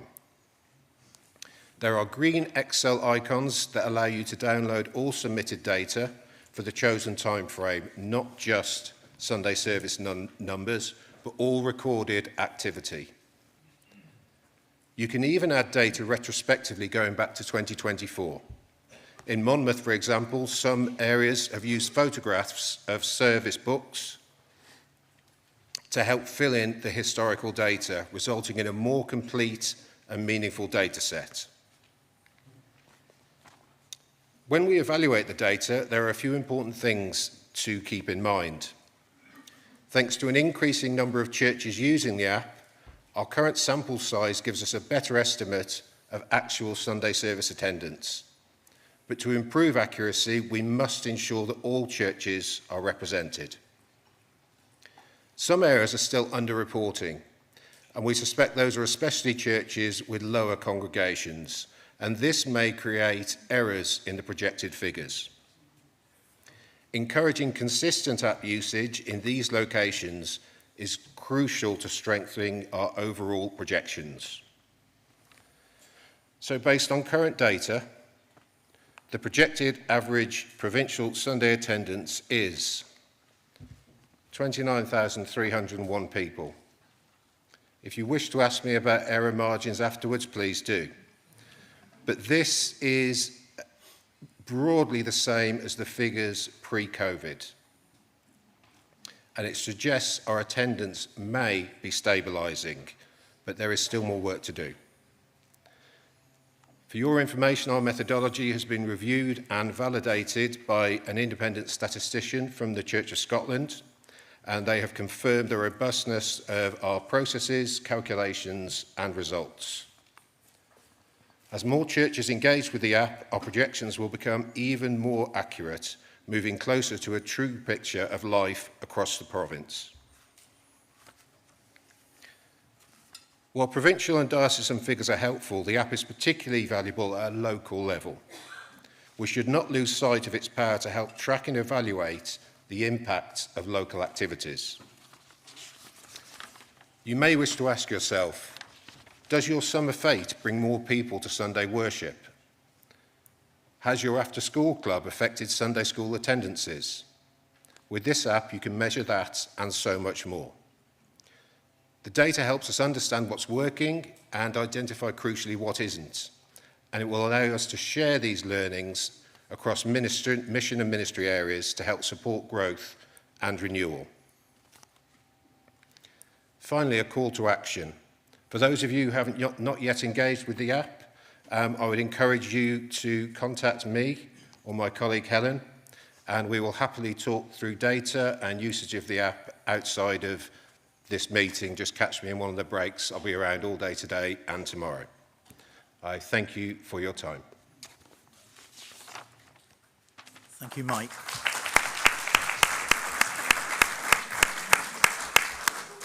Thank you, Mike. Now, we would like to encourage members to give feedback or ask any questions on the use of the app. The more feedback we get, the better it is for us to adapt the app and tweak it to work better for us. So if anybody would like to make comment or to ask a question, please make your way to the podium either side. Thank you. Rebecca Sperry, clergy-elect St Asaph Diocese. In my previous life, before I was a vicar, I used to work as a software engineer for many years in the field of data analysis. I produced databases and statistical analysis for universities and hospitals. So on one level, I am really pleased that the Church in Wales has produced this tool to store and analyse attendance data. It was a tool I was really looking forward to using. As a mission area, we started using it back in 2023, and we've got service data filled in for the previous 2 years. And this year, and partly through last year, we started filling in all our other activities. On another level, using the app is really hard going Data entry is clunky, it doesn't inspire people to want to use it, and I'm not convinced in the way the data is stored. For example, I hold a midweek service aimed at under fives. Very informal, crafts, Bible stories, songs and a prayer. Do I store that as a midweek family service where I can store the number of adults and children? Or do I put it as Messy Church where I can just store total people who attended? Why doesn't Messy Church track who is adults and who is children? Same with Forest Church. At present, the reporting is pretty much non-existent and is really quite unhelpful. And I know that is being looked at. I've recently reported that the latest data where they give you a massive spreadsheet misses out large chunks of data, because if you have a church where you've not had a Sunday morning service, it doesn't then bring back any activity in that church for that week. So all midweek Eucharists, everything is not returned to you. As a software engineer, I find it genuinely hard to comprehend how that got past testing. Data from mission area level services isn't returned in that data dump either, so all of our weekly online services don't appear at all. If you hold 2 Eucharist services in one day, for example, we have a Welsh Eucharist followed by an English Eucharist, it combines the figures and tells you the total number of people appearing. But we would actually like to track who's coming to the Welsh service and who is coming to the English one. There's little point in storing all this data if it can't be properly analysed for trends. I will, however, continue to ensure my mission area faithfully fills in the weekly data, because I am hopeful that at some point the reporting will become more meaningful. But I am concerned that the data being stored in the first place is not consistent, and without good initial data, you're never going to get good reporting. Well, we asked for feedback. James? James Henley, elected Monmouth chair, members of governing body, and Mike and the RB IT team. Thank you so much for what I know has been a really significant piece of work to develop the membership app that we now have.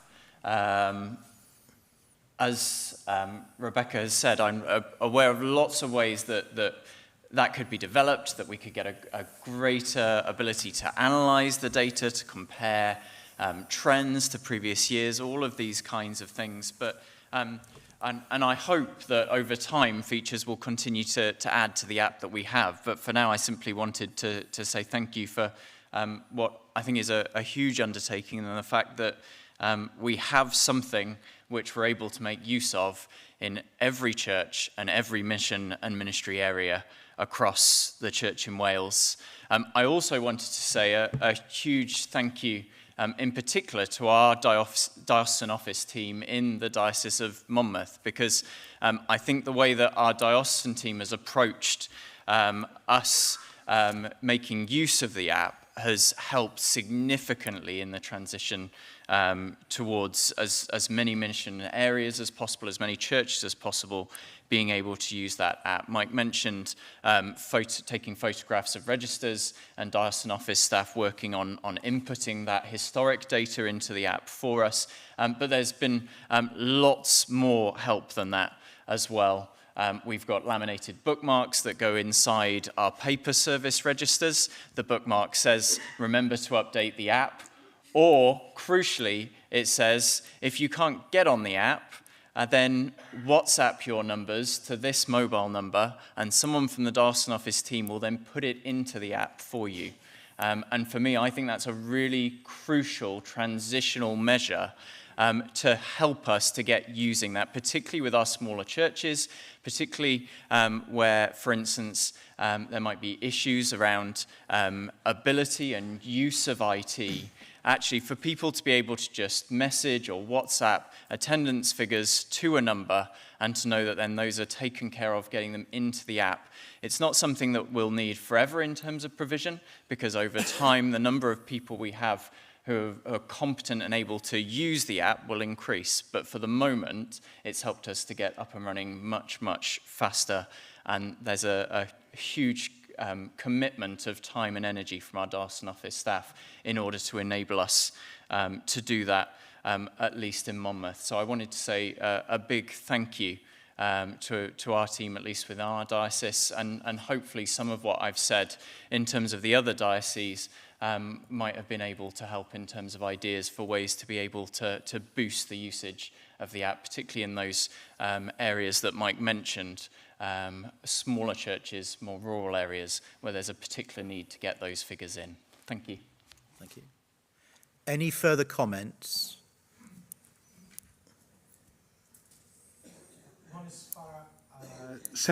Monis Farah, St David's Diocese. Just two questions, simple questions. The first one is that the data that on the last slide was we are now at 29,000, just about 7% below what we were before the pandemic. Is there analysis of how many of these are newcomers or those people who actually we lost and haven't come back? Because there is some information out there to say some people stopped coming and stopped coming altogether. Are these new people that joined us, or are they our people who stopped are coming back? That's the first one. And the second one is, I'm not sure if I heard the exact number of churches and apps that the data is based on, because depending on the size of the sample, extrapolated will give us a better figure of the numbers that we have. Mike, this is great work. Thank you for you and your team for doing the work. It really is very helpful. It's just two simple data questions, really. Any other further comments or questions? It's the last time of asking. Can we just do a straw poll of those people who are currently using the app that are members of governing body? Thank you. And those who aren't? Thank you. Mike, I'll give you the right to reply. I'll start with the easy question first. Monis, thank you.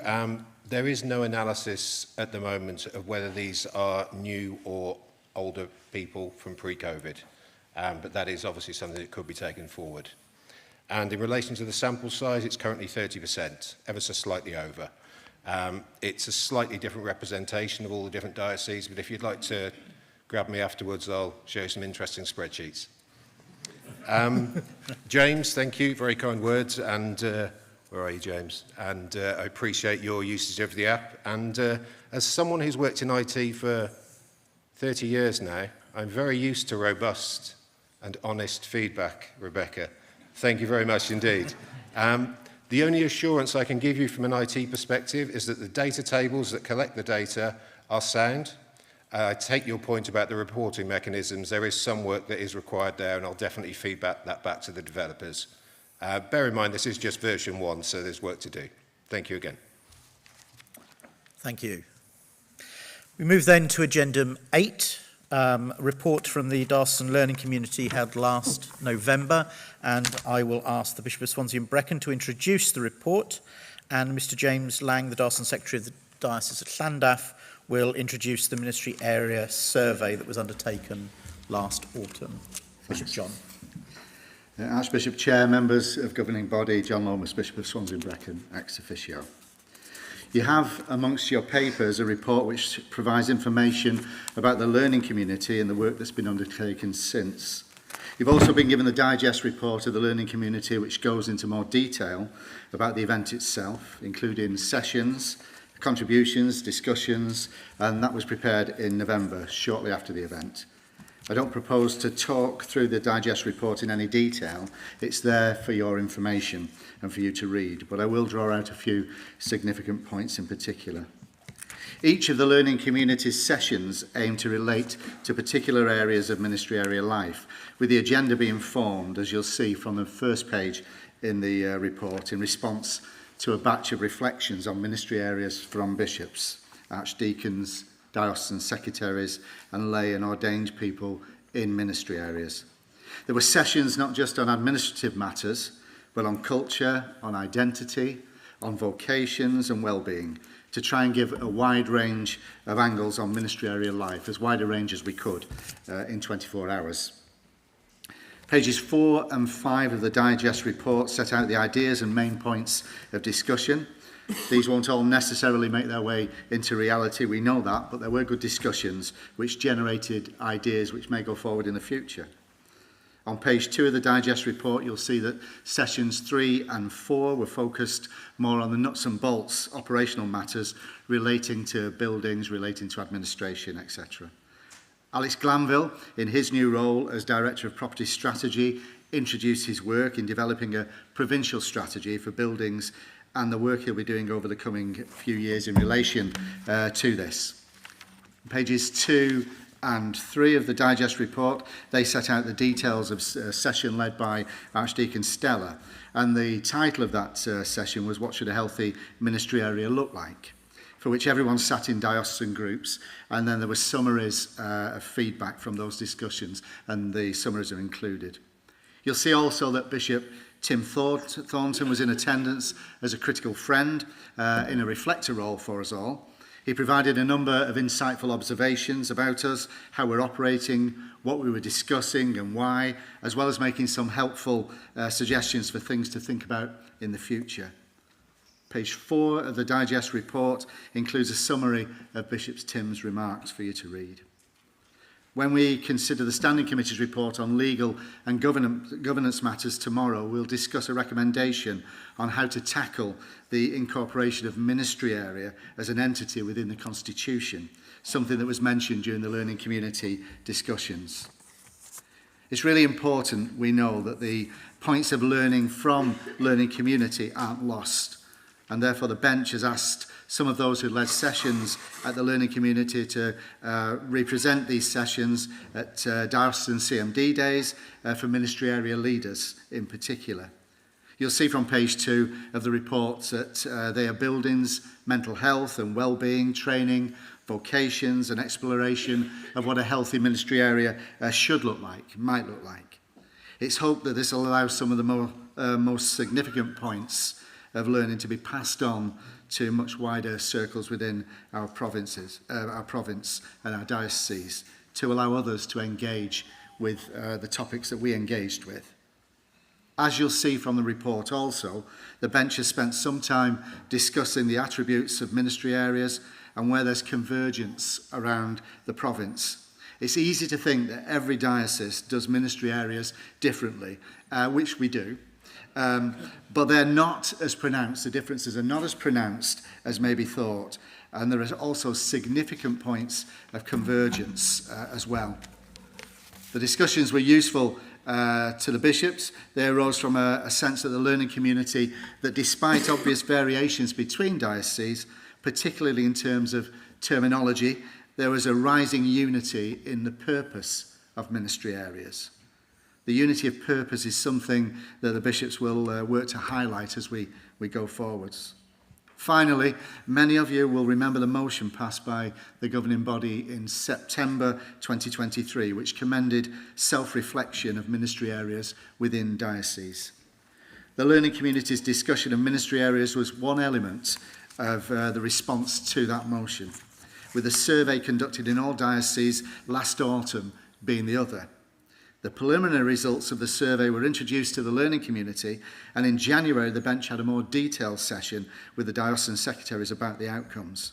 So I'm going to hand over now to James Lang, the diocesan, one of the diocesan secretaries in Monmouth and Llandaff to introduce, in Llandaff to introduce to you the outcome of the survey. Oh, you're there. Well done, James. Thank you. Thank you, Bishop. James Lang, Diocesan Secretary, Llandaff Observer. Archbishop, Chair, Bishops, Governing Body, thank you for the opportunity to present this. The purpose of this presentation is to explain the background to the survey that we've just heard, the process we followed, and share some key findings and the actions that are planned in the diocese and across the province. So the motion, after the motion in September 18 months ago, the Archbishop asked the diocesan secretaries to plan an approach ratified by the bench of bishops and bishop staff teams, finalised over last summer and rolled out through September and October in the autumn. It covered topics around finance, governance, structures, and I lost my place here, and areas of convergence and divergence, areas in common and differences that were in common across the province or differences by diocese.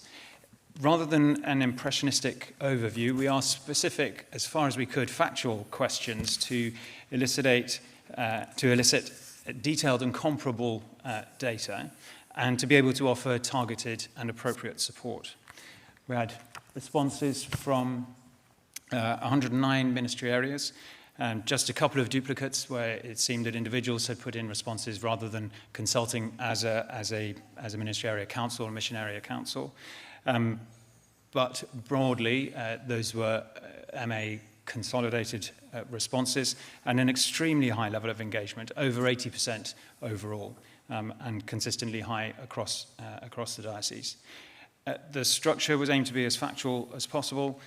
Some ministry areas were more generous than others. Some reported that the process itself was useful. Others were slightly less positive.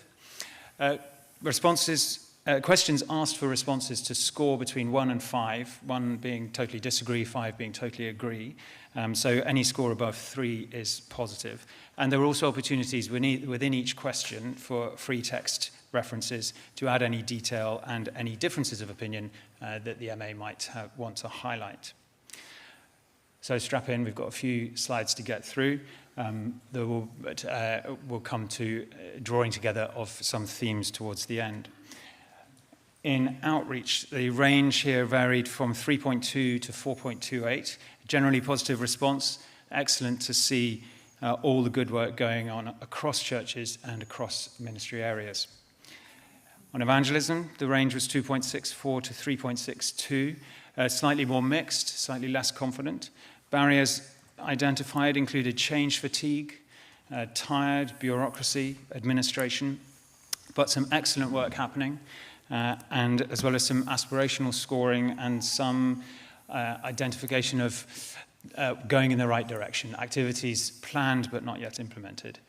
Comments included things like surviving, not thriving, but also gradually seeing people switch from the warm space to the church. We have some adult candidates for baptism and confirmation coming out. Involvement of lay people, one of the most positive responses, ranged from 3.87 to 4.38. Some concerns, as we've heard, around administration and a struggle to find officers sometimes, but generally involvement of laity was a positive point. On small groups, the range was from 2.93 to 3.79, more common in towns than rural areas. There were examples of good activities, but also quite a few acknowledging that there could and perhaps should be more in this area. New ministry varied from 3.2 to 3.94, so again a positive response. It was identified that this is particularly good when new ministry complements rather than replaces traditional worship, and we heard that again from the Archbishop this morning. It's not an either or, but a both and. Governance levels, one of the most positive responses across the survey. Wide range from 3.2 to 4.5, but all quite positive. When you're looking at individuals understanding their roles as trustees, still quite positive, ranging from 2.5 to 3.8, but showing the need for training, for refreshing, and also perhaps that range reflects the structures being introduced at different times across the province. So we know that some dioceses got going on MAs earlier than others. And personal reflection from Llandaff, we're noticing that it's 3 years since we really established the MAs, and we appointed lay chairs, for example, with a 3-year term, so currently going through quite a transition, and so anyone coming into those roles now will need that refresher training, so something we're working on. Acting together, quite a range on this one, 3.07 to 4.63. Some do this really well, others are more of a work in progress. Again, perhaps a reflection of the length of time they've been working together. Others, quite a few, stating that they are moving or want to move in this direction. but obviously one of the areas where we hope to see strengths in MAs. On finance, this question I need to note that it's the only question in the survey where a high score was bad. If areas of finance are dominating MAC discussions, that's not necessarily a good thing. We want people to be focusing on mission and ministry. So 3.1 is quite high. It's over the halfway point. Reveals an area of concern. And in the narrative, several MAs made also points about buildings and faculties. We wanted to focus on financial resources.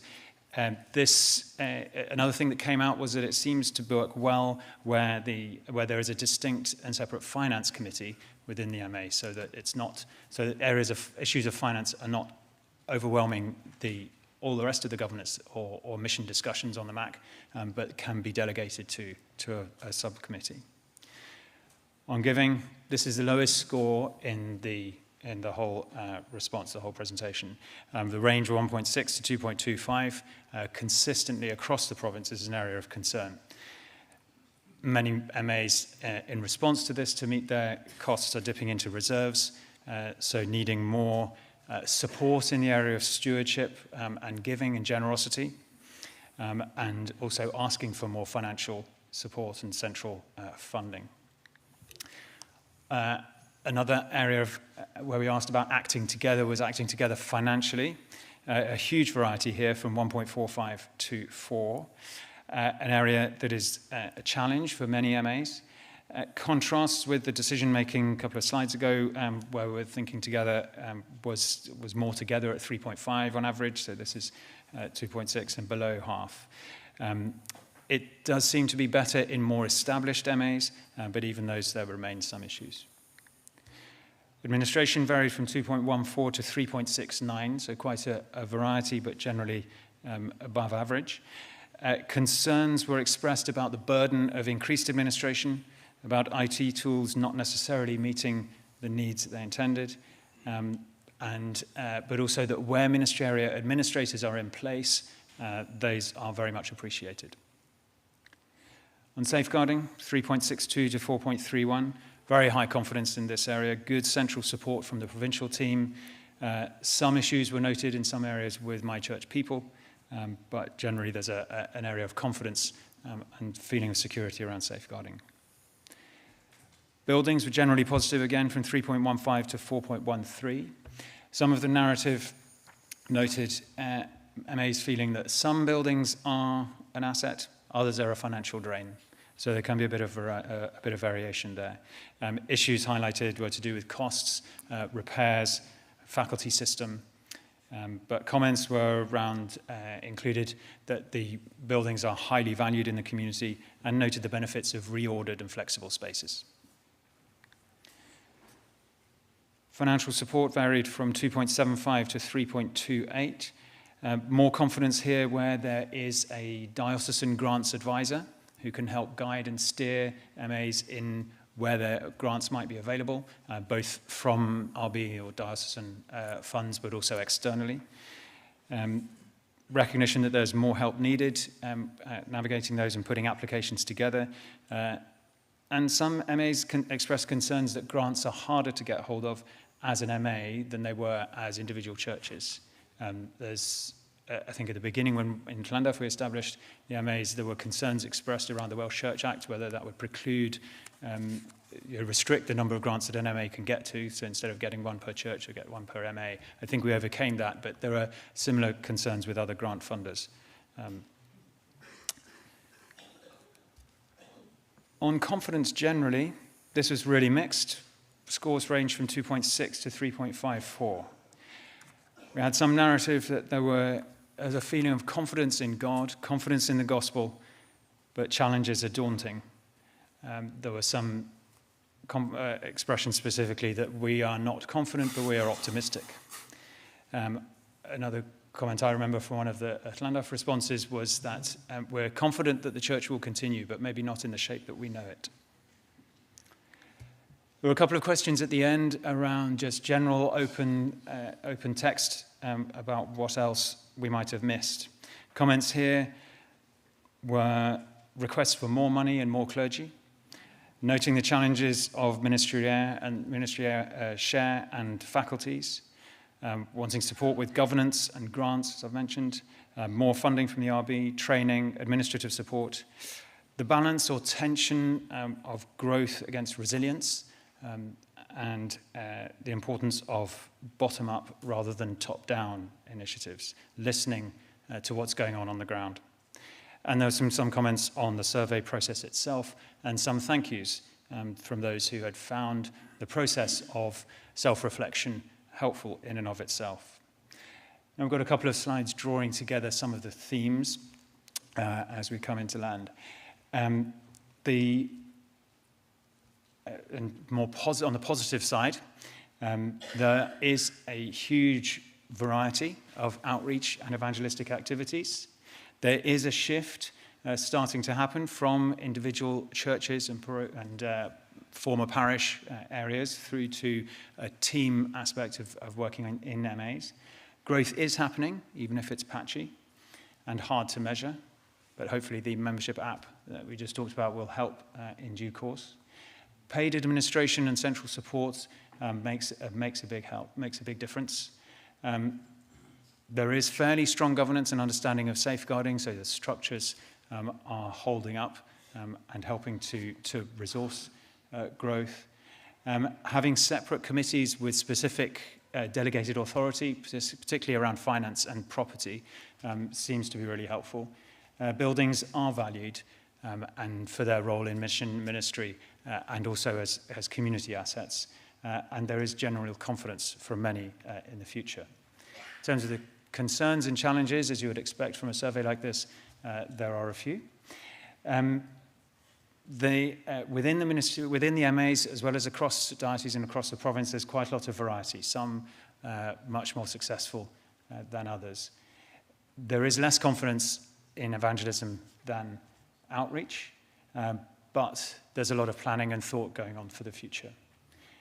The lack of resources was highlighted in several areas, around people, around money, around energy, and suffering under either a perceived or actual increased level of administration and bureaucracy.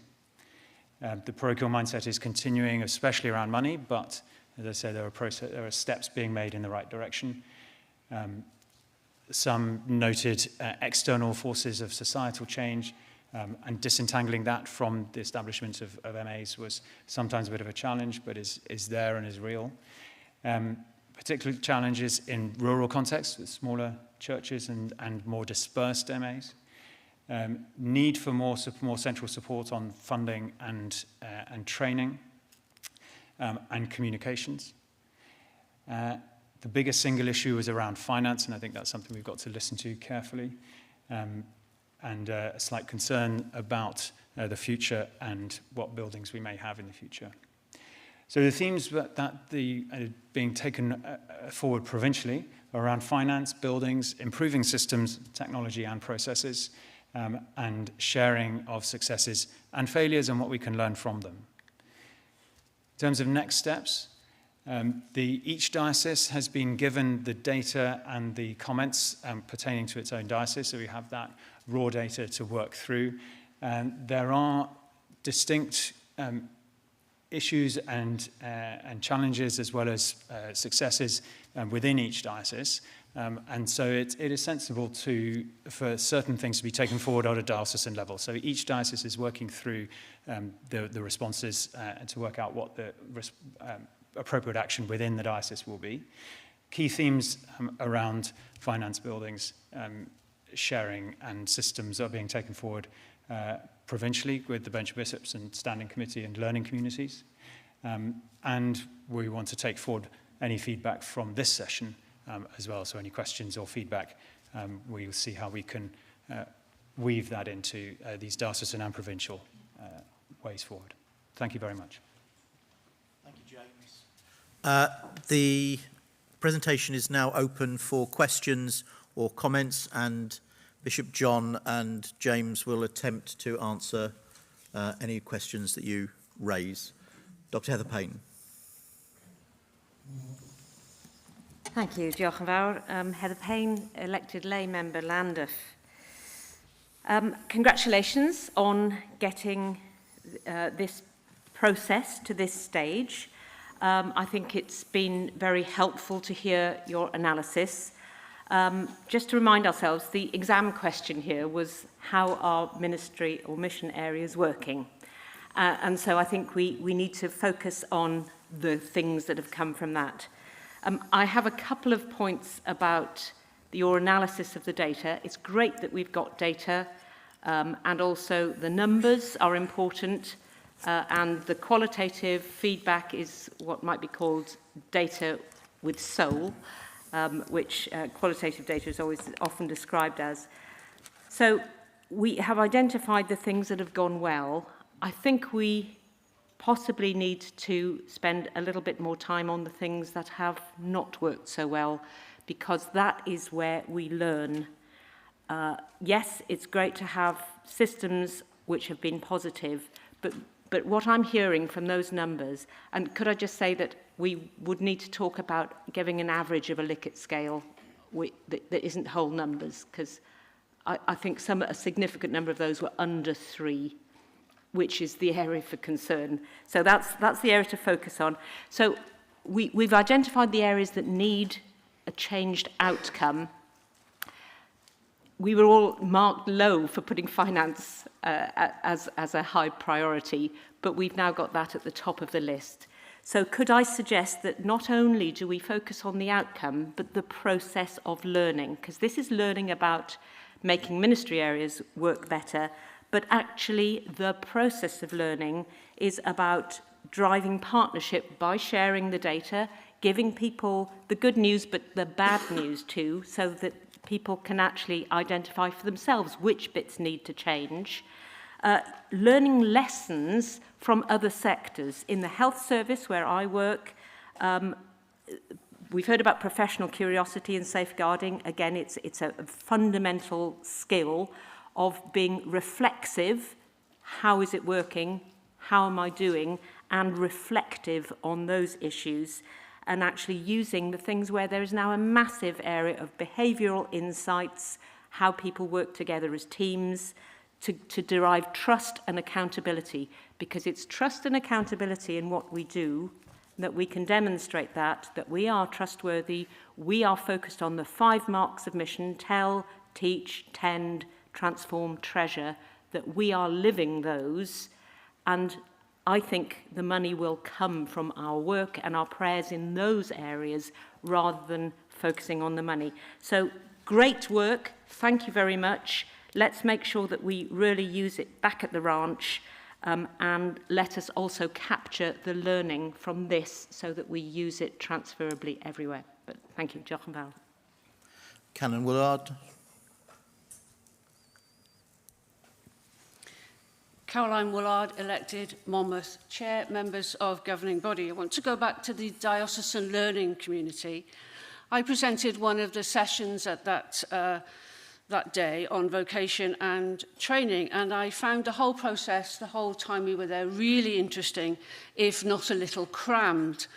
Part of the feedback that I had was that there wasn't enough time for discussion. And I could tell that because it was actually quite difficult to stop people talking when I wanted to go on to the next part of my presentation. So I welcome the chance to be one of the 4 speakers who will reprise that presentation at the diocesan CMD days for ministry area leaders. However, bishops, on a practical note, apart from Monmouth, haven't had any dates for those yet. Diaries are filling up somewhat, so it would be really appreciated if that could be sorted out sooner rather than later. Thank you. Thank you. Archdeaconess and Asaph. Andy Grimwood, Archdeacon, St Asaph. I hope this isn't a red herring question. It may be in a way. But about a fortnight ago, the Bible Society produced a survey that said that there is a quiet revival going on amongst Generation Z. I was just wondering whether we have any evidence, maybe through the membership app, of that taking place within the Church in Wales. If it is taking place within the Church in Wales, can we identify the places it's taking place?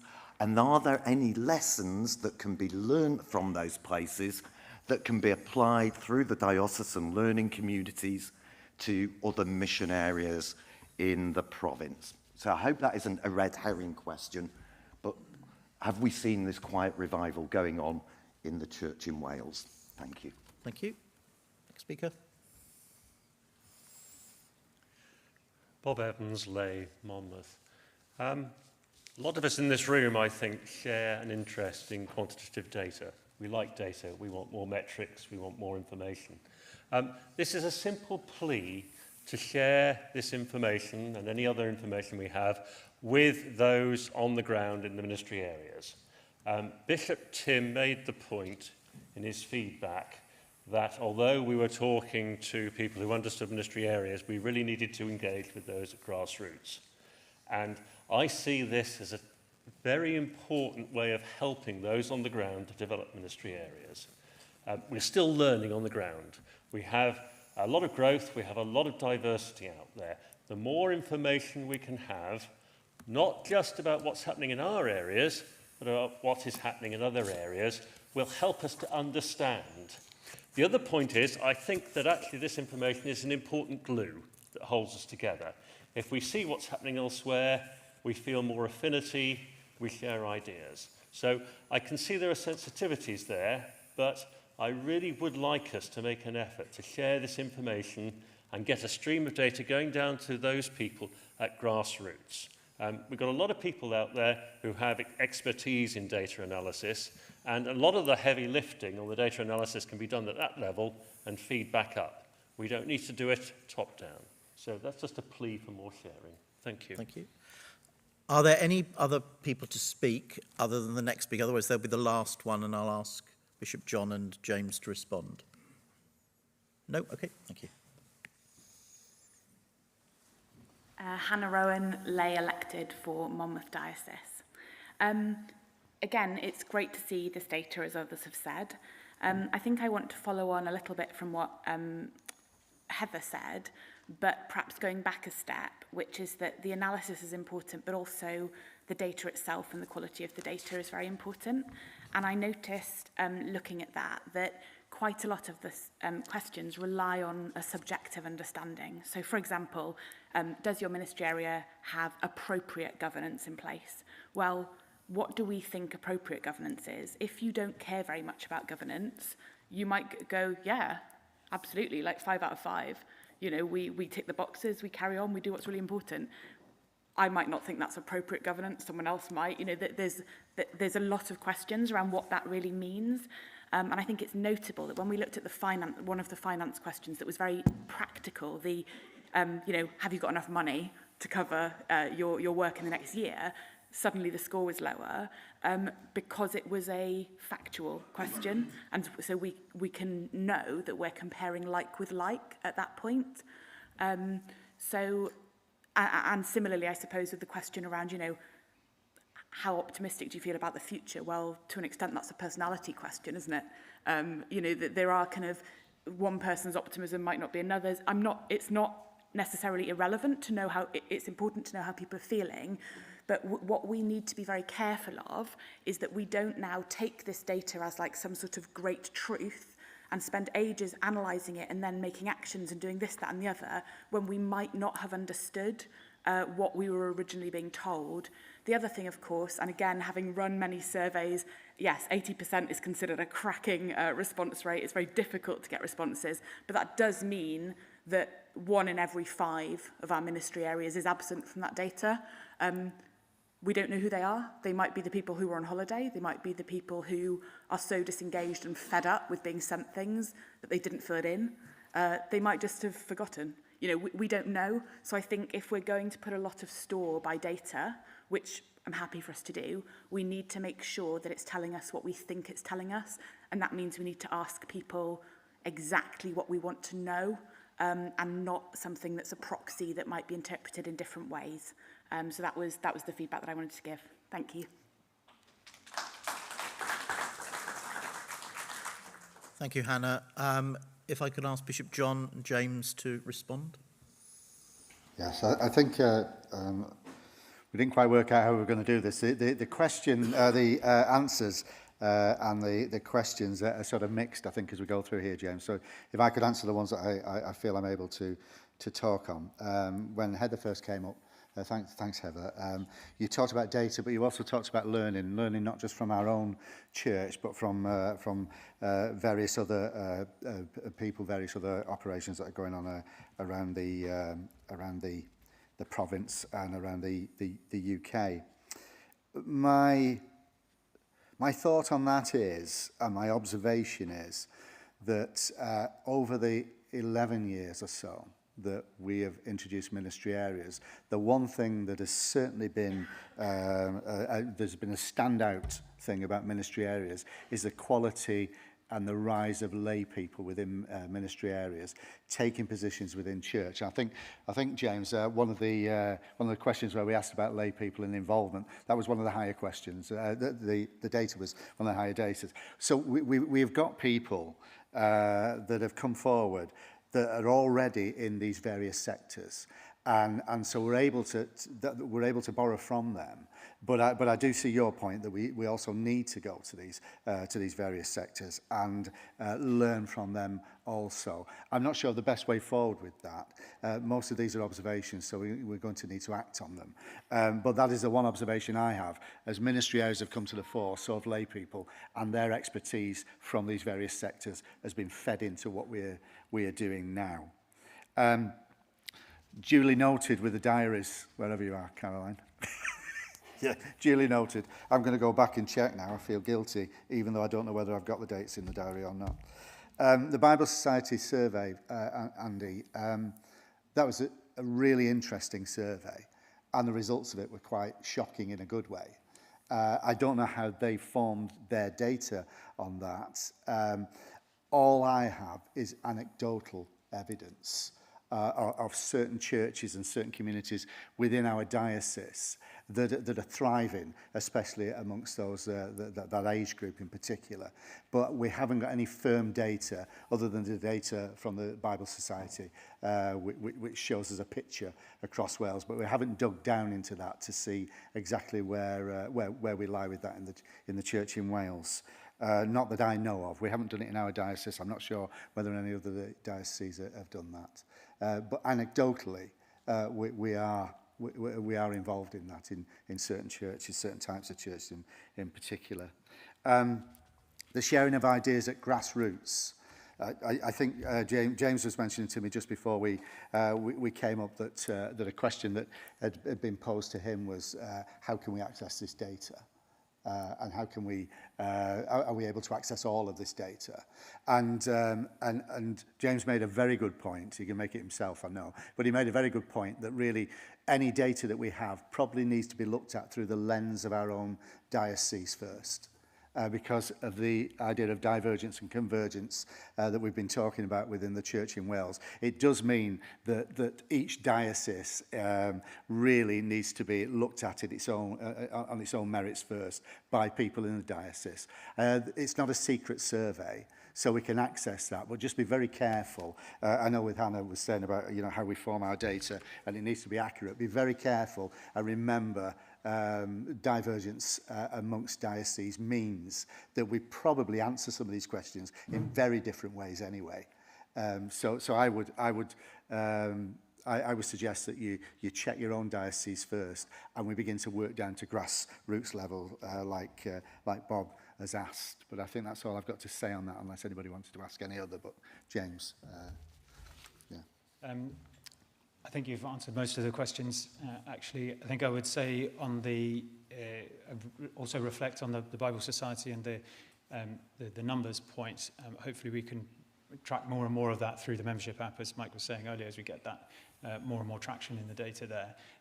But at our bishop staff meeting earlier in the week, we were reflecting on how Easter had, again, anecdotally, but there were some record attendances as far as we could ascertain in Llandaff this last Easter. So there seems to be a good story, but some work to do to delve into that level, into that data in more detail.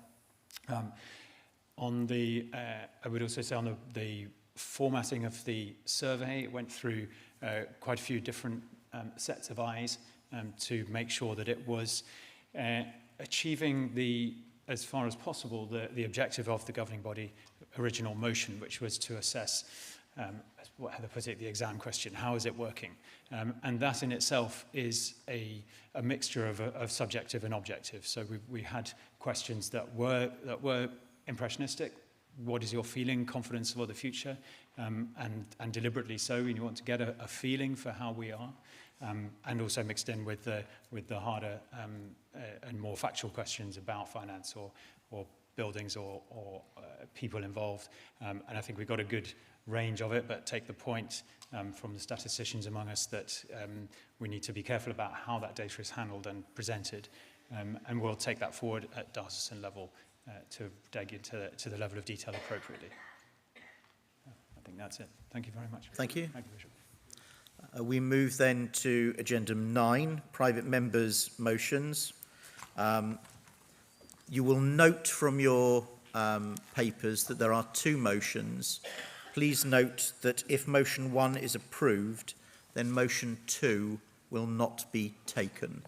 So we're looking first at motion 1, and I will ask the Venerable Rod Green and Reverend Canon Justin Davis to propose and second this motion.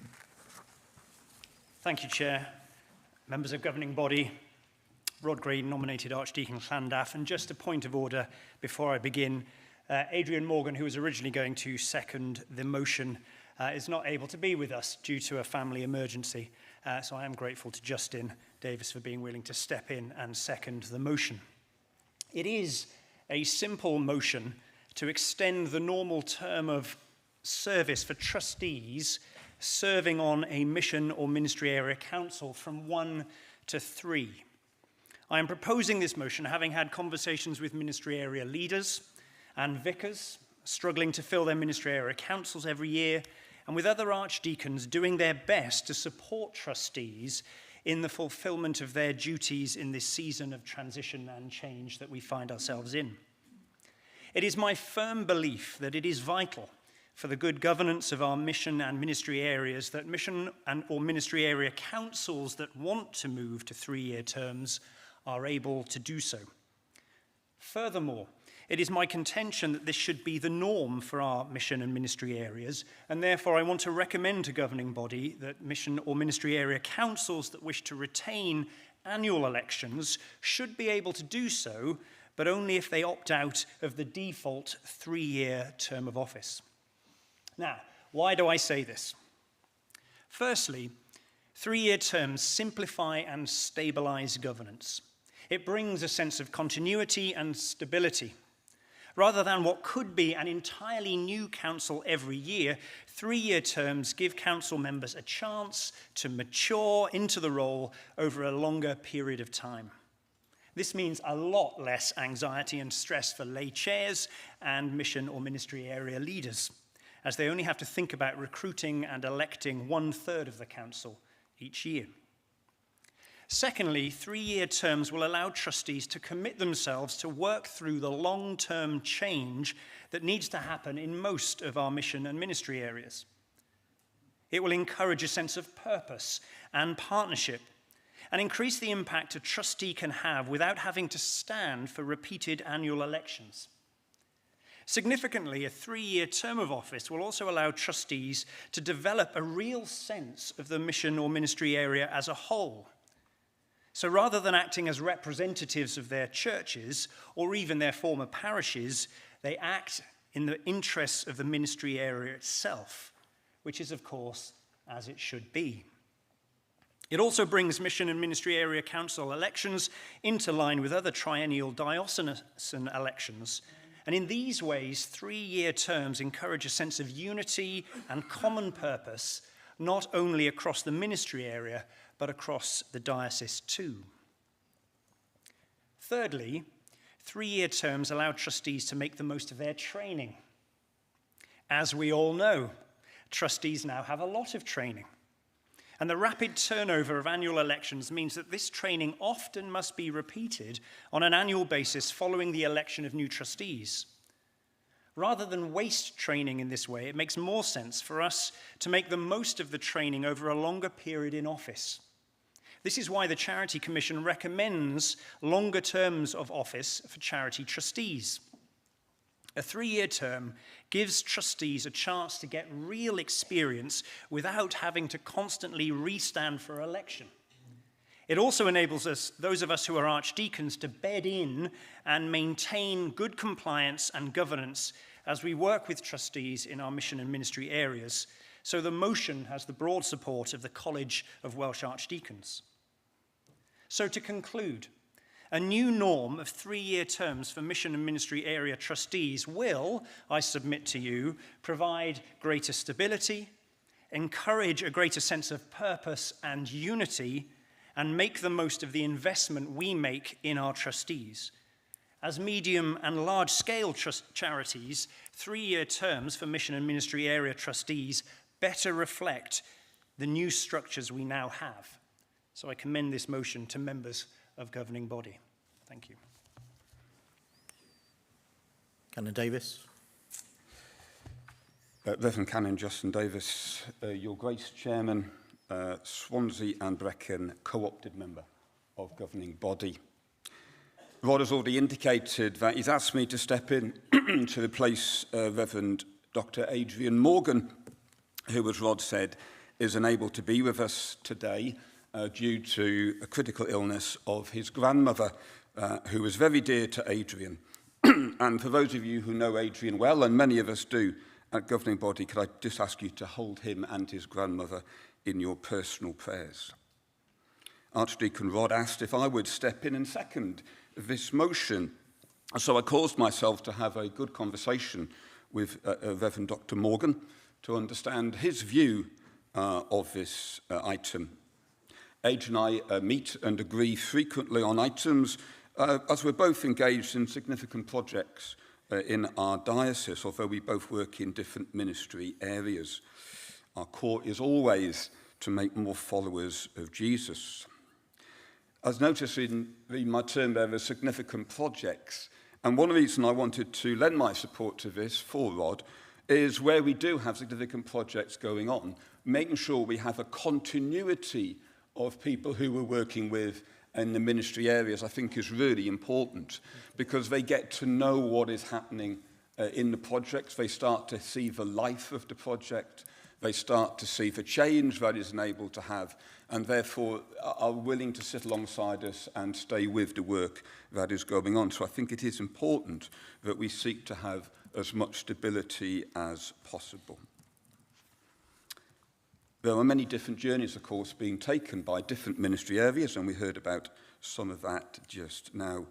But I do think that if we are able to move into this suggestion by Rod, and I wish to support the motion, second the motion that is given, then I think we will have an opportunity to stabilise much of the work, the good work that has been doing, without any negative effects being caused. I therefore second the motion, Chairman. Thank you. The motion being duly proposed and seconded is now open for debate. If members wish to make comment, please come to the podium either side. If anybody wishes to move an amendment, please remember that you must first put the motion in the writing, or email it to the Dropbox. Amendments at churchinwales.org.uk. Thank you. So we've got one speaker so far. Yep, please. Looks like you're only going to get away with one person, so it shouldn't take long. Michael Dean, elected lay, Bangor. I have to say that I cannot support this motion. I think the principle is good, but the reality is deeply flawed. We're running before we're walking. Anybody who has read the Constitution, which I'm assuming is probably not many people because it's a deeply boring thing to read, but the Constitution currently does not mention ministry area councils in any shape or form. We have to rewrite the Constitution first before we can take this motion forwards, in my opinion. The reality is that filling positions on MACs is difficult. In our ministry area, the individual churches elect representatives onto the MAC. In this case, how would that work? If we're going to draw lots, how do you stop an individual church, their representatives who are contributing to the MAC, how do we make sure that that church is not disenfranchised as part of the process? I feel it's well meant, this motion, but I think it needs to be better thought out and needs to be revisited with greater insight into the impact on the Constitution, and I'm afraid I can't support it. Thank you. Archdeacon of Wrexham. Hayley Matthews, elected. I would like to support the motion because whilst I can fully understand that we may need to update the Constitution to reflect these changes, many of which have happened almost a decade ago, when I think about the mission areas of St Asaph Diocese. One of the things that is a continual challenge for our laity is the annual meeting and the idea that all of their officers now need to be re-elected, because what tends to happen is the laity feel that they now need to step down and let somebody else come forward, and there isn't another person to come forward. So I would support the motion in the sense that it would relieve that burden of stress from the laity, but I would also heartily commend, as my brother has just mentioned, that we bring the Constitution up to date to reflect that. Thank you. Yep. If anybody else wants to make a comment or speak to the motion, please can you make your way to the podium? Tony Wellings, Llandaff, elected. A point of clarification, actually. Because we have no constitution that includes ministerial MAC members, is there an upper age limit to which people would be expected to step down? As with the governing body at 75, would you be expected to step down as a MAC member? My understanding is that if they are an elected member, there is currently no age limit. Thank you very much. Because the reason I asked this question, Chair, is if this is passed, I'd be going back and reporting to the MAC. So I need to have all my sort of things, bottles in the line, so to speak. Okay, thank you. That would not apply to church wardens. No, there's an age limit for church wardens. Because there is an age limit. Yes, Richard? Bob, sorry. Bob.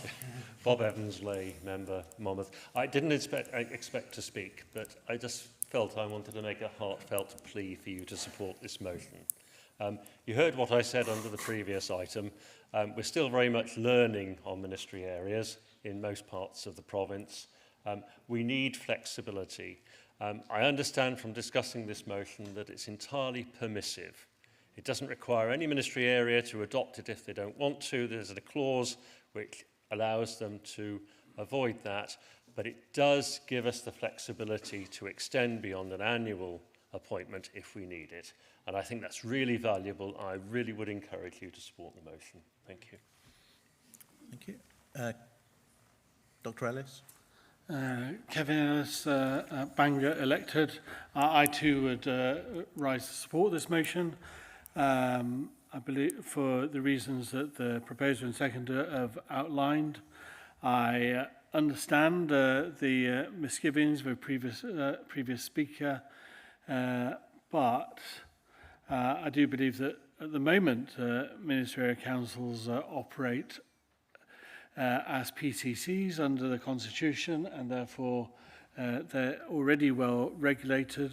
I understand the need for the Constitution to be updated, but however, while it is difficult to sometimes find people to want to be trustees on a ministerial council, just having that commitment over a 3-year period would be a wonderful thing in terms of good governance within our ministerial. So please, I would like to support the motion.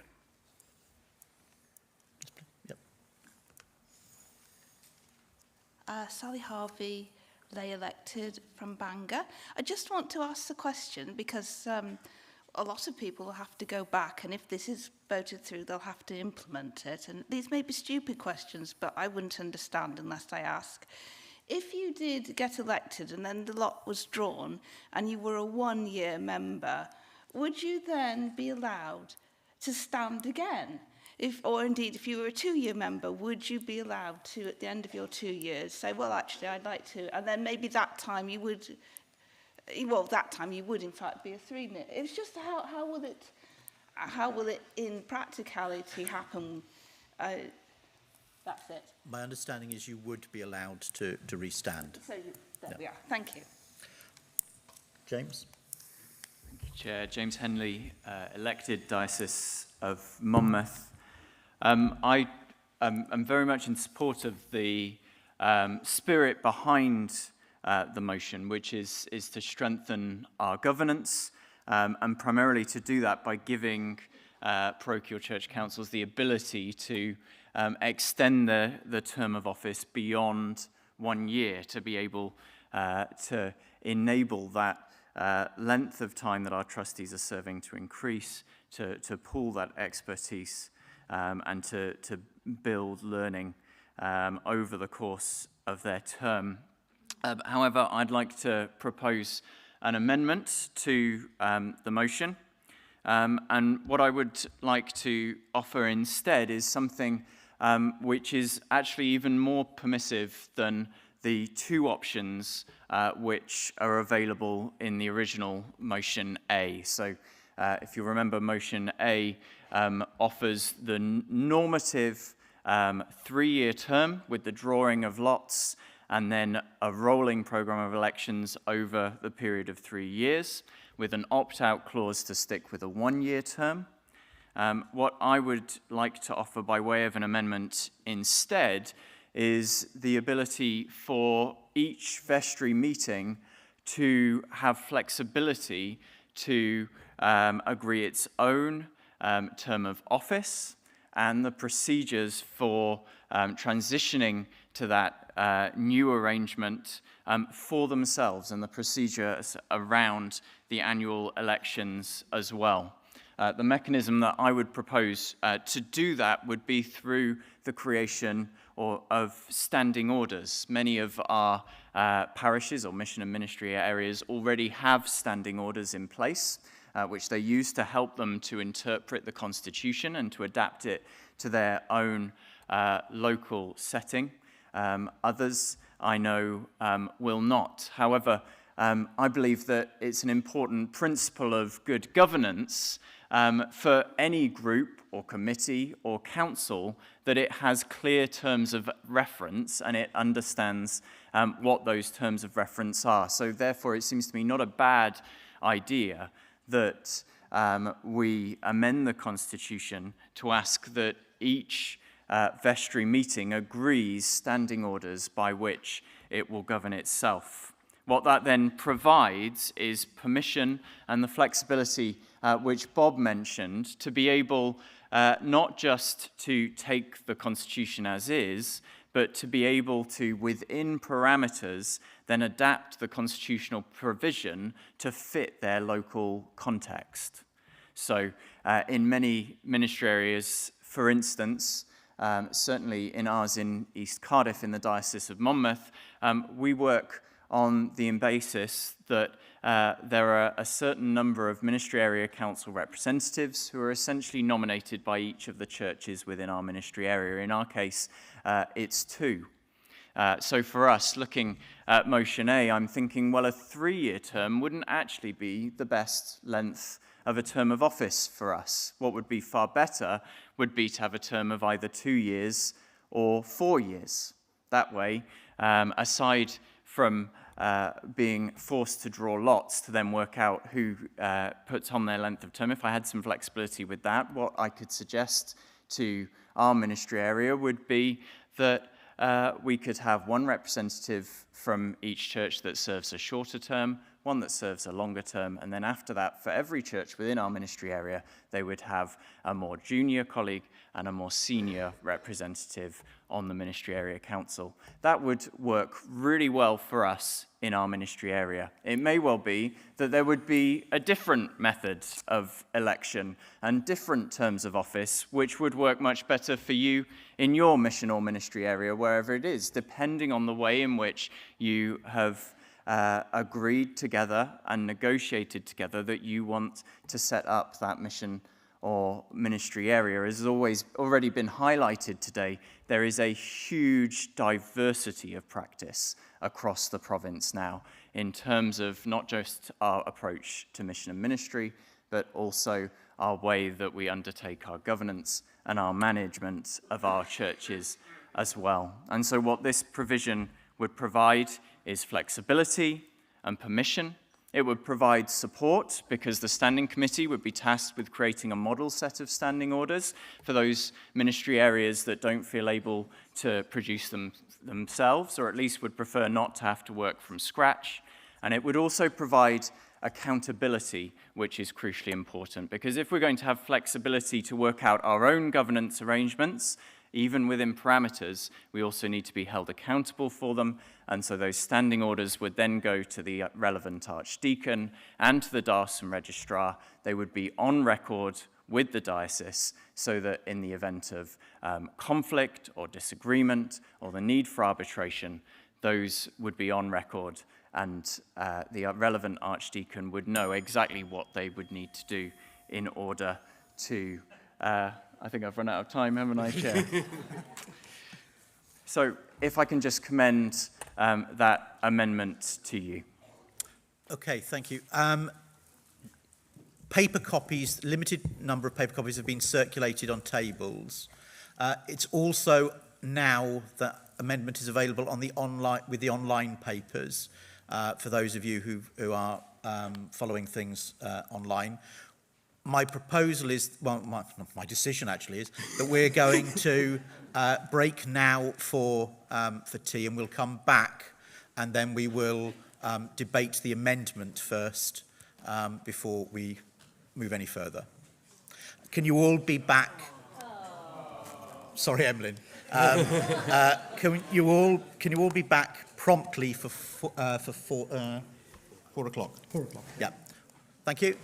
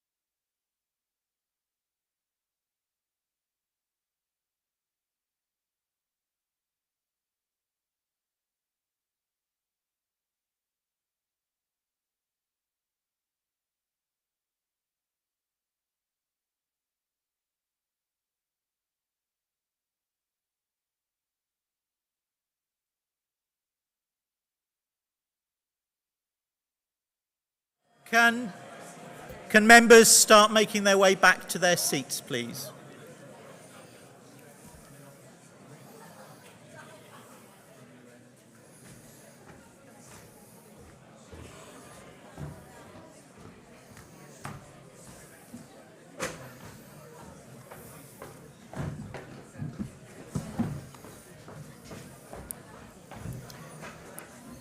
Everyone's happy to be moved to tomorrow if we want to time. All right.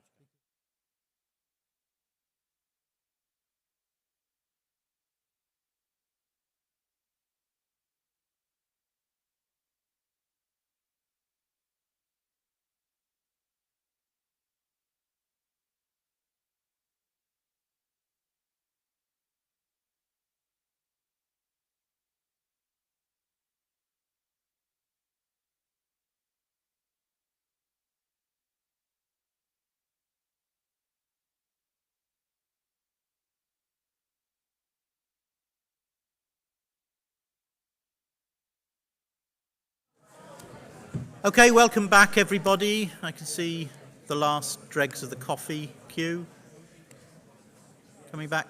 The amendment is now open for debate. Archdeacon of Llandaff. Thank you, Chair. Welcome back, governing body members. It is good to debate these things, isn't it? I can feel the buzz in the room, and I know you've all been talking about the amendment. It's healthy for us as a governing body, so I welcome this debate. However, I cannot agree to James's amendment, though there is agreement that a longer term of office is desirable. I feel the amendment is too complicated administratively and could lead to organisational chaos. And as such, I think it will effectively become an opt-in, as most ministry area councils will look at that complexity and leave it at 1 year. So it effectively becomes a wrecking amendment. There is already, I believe, considerable permission within the motion as it is, and it is relatively simple and clear for everyone. Therefore, I oppose the amendment. Thank you. Anybody else wish to speak on the amendment? Oh, a sea of people, right? Oh, my word. Oh, that's interesting.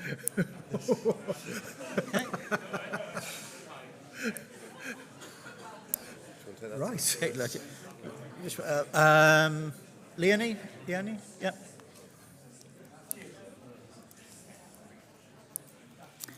I'm Hannah Leonie Oxenham here as a lay rep for the Diocese of Monmouth elected. I just wanted to say that I welcome the spirit behind both of the initial motion and of the amended motion as well. Completely take on board what Rod was saying about the potential then for additional administration, but wondered actually if that would necessarily be the case or if it perhaps might provide more ability for people to be supported. So, for example, if we had a range of template standing orders that could be put together initially that people could choose from, might it create more flexibility across different mission and ministry areas to be able to work a system that works better for their specific context, rather than to have something that is more shaped across the church in Wales as a whole. So for that reason, personally, I would support the amended motion. Thank you. Archdeacon of Carmarthen. Matthew Hill, elected the Diocese of St David's. So I wish to speak in support of the original motion that Rod proposed and make an observation. As an Archdeacon, I've had an interesting experience of dealing with a LMA, a ministry area, which we've had to place under episcopal visitation. Part of the problem of that was that rather than trustees acting in the interests of the entire benefice, they used the LMAC meetings as a theatre in which to have conflict between churches within the benefice and to try and resolve conflict within the benefice. But the other thing is we've had to start the standing orders again, because it transpired that the standing orders they were using we're not really in certain places in accordance with the diocesan constitution or necessarily the constitution of the Church in Wales. So having the original proposal, which locks very clear rules to follow into the Church in Wales constitution, I think is the more advisable path from my own experience than just leaving LMAs to just write standing orders sort of unsupervised. Thank you. Diolch yn fawr iawn chi. Thank you. Philip Avery, elected Monmouth. I'm coming to just support the amended motion. Having spoken to lots of people across in different ministry areas, we are a varied bunch of people and how we operate. And I would lend my support to this amended motion because it would give each of us the flexibility to actually make our ministry areas work in a way that functions for us locally. Thank you. Just for clarity, we are voting on an amendment to the motion. The motion has not yet been amended. Okay, so for clarity, Archdeacon of Gwent Valleys. Thank you. Stella Bailey, nominated Archdeacon Monmouth. I'd like to speak against the amendment that James has put forward. We've just heard from Bishop John his reflection and feedback from the learning communities. And in amongst what he said was an important statement, which was the desire to to discover the points that draw us together, the unity across the divergence in the way in which each diocese functions with their MAs. If we were to pass this amendment, we're actually creating even more diversity, not seeking that unity that was the learning that came from the learning community. There's also a note in what James said, which was these standing orders are passed on to the Archdeacon. And every Archdeacon in the room, their hearts sank, because not only are we trying to ask the question of what is the constitution and diocesan policies that we're applying to an issue of conflict, suddenly we're having to navigate the nuances of numerous different versions of standing order application that can change with the whim of a new ministry area leader who decides to review the standing orders and pass them with a 51% majority vote. And I'm just envisaging the areas of conflict that can come from it. Please, governing body, don't pass this amendment. Let us seek the points of unity, not divergence. Let's keep the points of unity in the Constitution, not at individual decision-making on the ground.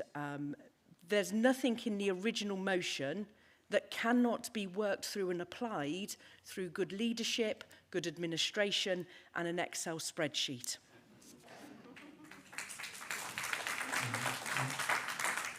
Archdeacon Meirionnydd.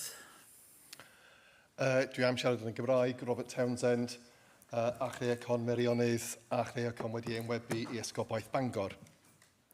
Gai ddiolch am y ddau cynnig sydd gebron ac am y newid i'r cynnig. Dwi eisiau holi cwestiwn. Tas ni'n derbyn yr newid yma, ai hynny fysa tro cyntaf bod y geiriau reolau sefydlog yn ymddangos yn cyfansoddiad yr Eglwys yng Nghymru? Achos petai hynny yn wir, bysa rhaid esbonio yn y cyfansoddiad beth ydy rheoliadau sefydlog. My learned colleague is currently doing a word search, I think. And we will get back to you. Archdeacon Mishner. Monis Faras and Davids. There is a concept called natural church development that I'm sure most of you have studied and looked into. Natural church development, NCDs known in short, speaks about 8 qualities of a growing, living, dynamic church. And one of the first qualities is functional structures. Functional structures are essential for any growth to be happening and to be sustained. If it's not, if you don't have the functional structures, whatever growth that you are seeing and whatever development and moving forward you're having, it's always vulnerable for collapse. Give you an example. If I want to grow a good vine, I put structures around that vine for it to be supported. Otherwise, the branches will break. The same thing with passion fruit. If you want a passion fruit plant, it will both need good structures to support them. Now, one of the things that we can be diverse about as a church is the way we express ourselves in our worship, in our identity, in our outreach, to actually function locally. But to be part of a wider church, we do need a unified structure that is able to uphold the whole tree. Otherwise, the whole tree will suffer because you've got different functional structures in different places. So I'm speaking against the amendment, not because the amendment is wrong, it's just that I don't think it fits the purpose for which we are looking at of setting up the structures that Archdeacon Rod is trying to direct us towards setting. Hannah Wilkinson. Hannah Wilkinson, St David's. I'm speaking as an ordinary member of the congregation. If I try and take part in what my church is doing, then it's helpful to know what the structure is. If I then move 10 miles down the road and find that the structure is completely different, I'm going to get horribly confused. And if my niece or nephew lives 20 miles away and they've got yet another different structure, I'm going to get even more confused. Therefore, I'm speaking against the motion. Thank you. Thank you. Sue Henley. Okay, Sue Henley, St David's Diocese. I'm an LMA chair in Aberystwyth. St David's Diocese, as part of its setting up of our ministry areas, produced a template, standing orders, for all of our LMAs. Within that, there are areas that can be changed to reflect the local circumstances, but there are set things that are in line with the Constitution of the Church in Wales that stand. What I find as chair of the LMA Council is that it's really helpful to have those standing orders there in writing to refer to. They're really helpful in inducting new members of the LMA Council, and they give clarity to our organisation. Now, as you've heard already, that doesn't necessarily go smoothly across the whole diocese, and we're still trying to implement that. I don't believe that by having LMAs write down the rules that they're operating by actually causes more confusion, causes more work. I believe it actually gives us boundaries to work with. Each of our LMAs at the moment has their own structure. They have their own organisation that they're working to. Not everybody on those councils knows what those rules are because they're not written down anywhere. They're not passed on from year to year. They're there somewhere in the collective knowledge of those councils, those congregations. I believe that by having template standing orders that are in line with the Constitution, but allow for some flexible interpretation locally to suit the needs of each ministry area, it will give better boundaries and it will actually support people on our LMA councils and give them the confidence to stand and to take part in those discussions. So I am in favour of this amendment. Modesty forbids me to say who drafted the standing orders for St David's Diocese. Canon Wood. I'm sure Mr Chinnery did a very good job helping you all. Richard Wood, elected cleric Bangor. I'm not going to repeat some of the things others have said. I'll just say one other different thing, speaking against the amendment. In this room is one person who has been a lay chair of a MAC where I've been the vicar, and one other who is a member of the MAC where, unfortunately, they have to tolerate me chairing it at the moment. At every MAC meeting I have ever been part of, I think I have said, you are members, you are not representatives. And here today, I'm still hearing we're talking about representatives of churches on MACs. We do not have representatives, we have members.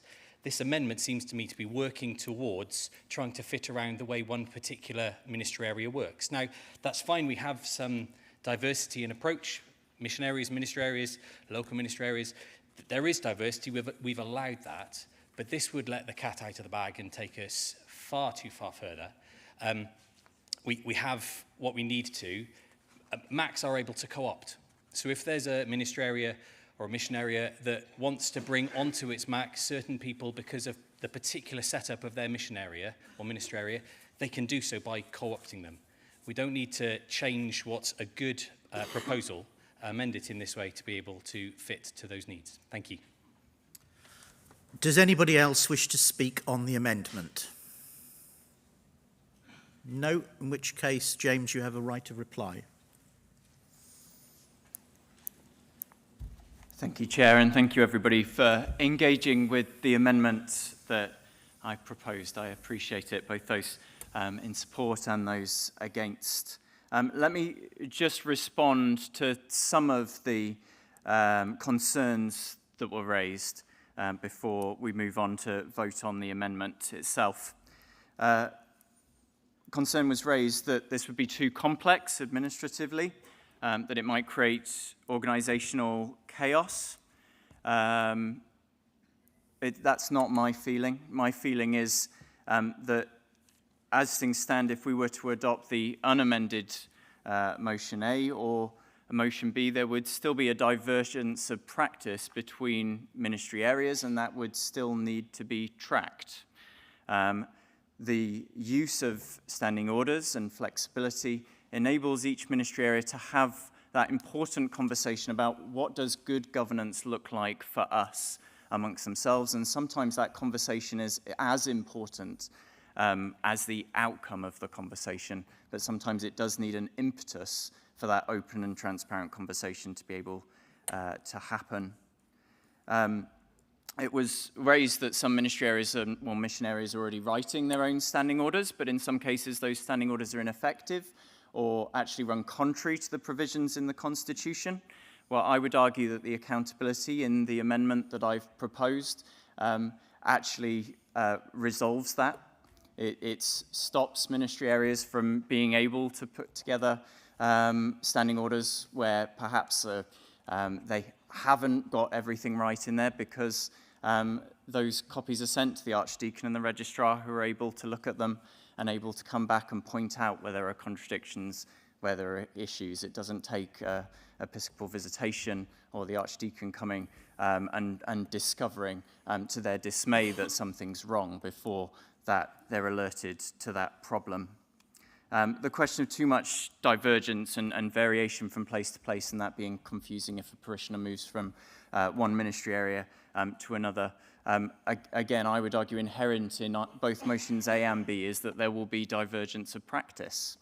The question is whether that will be between two different options or more than that. So if that's your concern, then I might suggest that actually it would be a reason to vote against the unamended motions as well as my amendment. Then finally, perhaps the most important question was the one of people representing their own churches versus the entire MA. I completely understand that concern. As charitable trustees, it's important that we represent the interests of the entire charity, the entire ministry area, not just the individual church. However, an important aspect of the transition to ministry and mission areas in many places has been being able to assure local churches that their voice will be heard. And one of the key mechanisms for that to happen, I believe, in a number of places, has been being able to structure ministry area council membership in a way that ensures that there are representatives from every church. We perhaps need to think about the inherent risk in the opposite view without nuance, which is actually that we might end up with some churches in our ministry areas not having a voice or representation at ministry area level because they don't have a MAC member who's able to be a conduit of communication and not just a warrior for the best interests of their local church community. So that's how I would respond to that, although I completely understand the concern. In his presidential address, the Archbishop spoke about the importance of listening to what's happening at ministry area level, trusting our clergy and people to be able to discern where God is calling us. And I would argue that this amendment enables us together to shape forms of governance with appropriate parameters and accountability, which will be effective and work on a local level. If you're thinking to yourself, well, if motion A or B passes, our ministry area would probably stick with the status quo as it is now, but we'd love to be able to do something different, then this amendment gives you the opportunity to be able to do that. Perhaps it's just one ministry area, perhaps it's just us in East Cardiff, in which case I'm very happy to concede the point. However, if there are others who feel that that flexibility within parameters and with accountability would be helpful, then I hope you'll join me and support the amendment that I proposed. Thank you, Chair. Thank you. We will now vote on the amendment. This is by simple majority of the governing body. Members are asked to show their voting cards. All those in favour of the amendment, please show.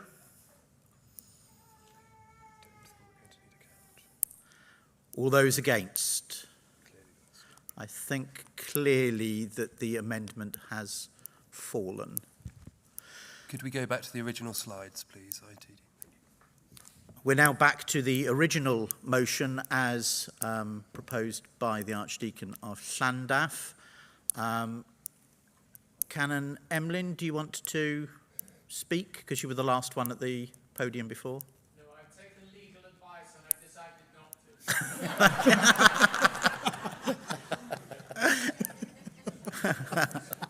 Thank you. Does anybody else wish to speak on the original motion? No. Okay, in which case, Archdeacon Rod, you have the right of replying now on the original motion.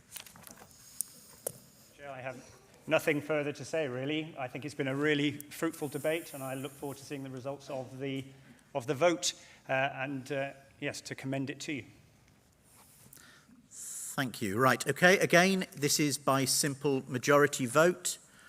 All those in favour, please show cards. All those against? Any abstentions? I think the motion has clearly passed. I think given the permission for everybody to defer the RB. With the permission of the governing body, we are going to defer the next agenda item, the report of the representative body, and instead move to agenda 11, and I ask Mrs. Sue Rivers to take the chair.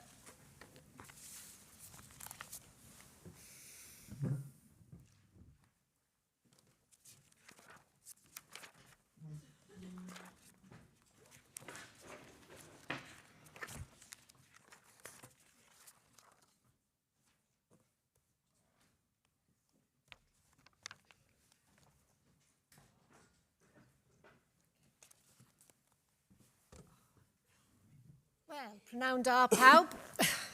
Yn bleser I fod yma eto, bod y sesiwn yn un fyr. So, thank you and good afternoon. This next session is going to be very short, and we are going to address agenda item number 11, which is Dr. Monica Attias to address the governing body. And I'm going to invite His Grace to introduce Dr. Monica. Chair, thank you. Andrew Archbishop.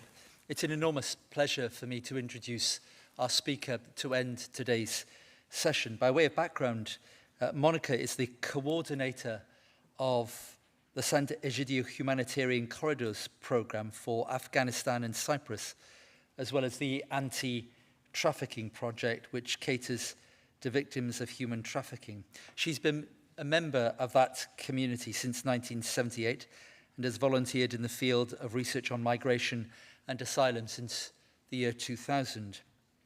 Dr. Attias has a long experience in ecumenical relationships as well, particularly with the Methodist and Anglican churches. She's a scholar in the contemporary ecumenical history of the Witness of the Faith, Vatican New Martyrs Commission of 2000, and since 2008, she's worked at the Italian National Institute of Statistics as a senior researcher in international relations and cooperation. She's a member of the working group also on displaced persons and hospitality to the stranger, part of the culture of encounter. The last time I met Monica in the Vatican was when she was greeted by a group of children whom she had brought from different parts of the world, they being displaced people. And one of the things that struck me then wasn't just the skill with which she had negotiated these pathways, but the love and the affection in which she was held by those children and by their parents. It was an extraordinary moment of human grace. Could I ask you please to give a very warm welcome to Dr. Attias.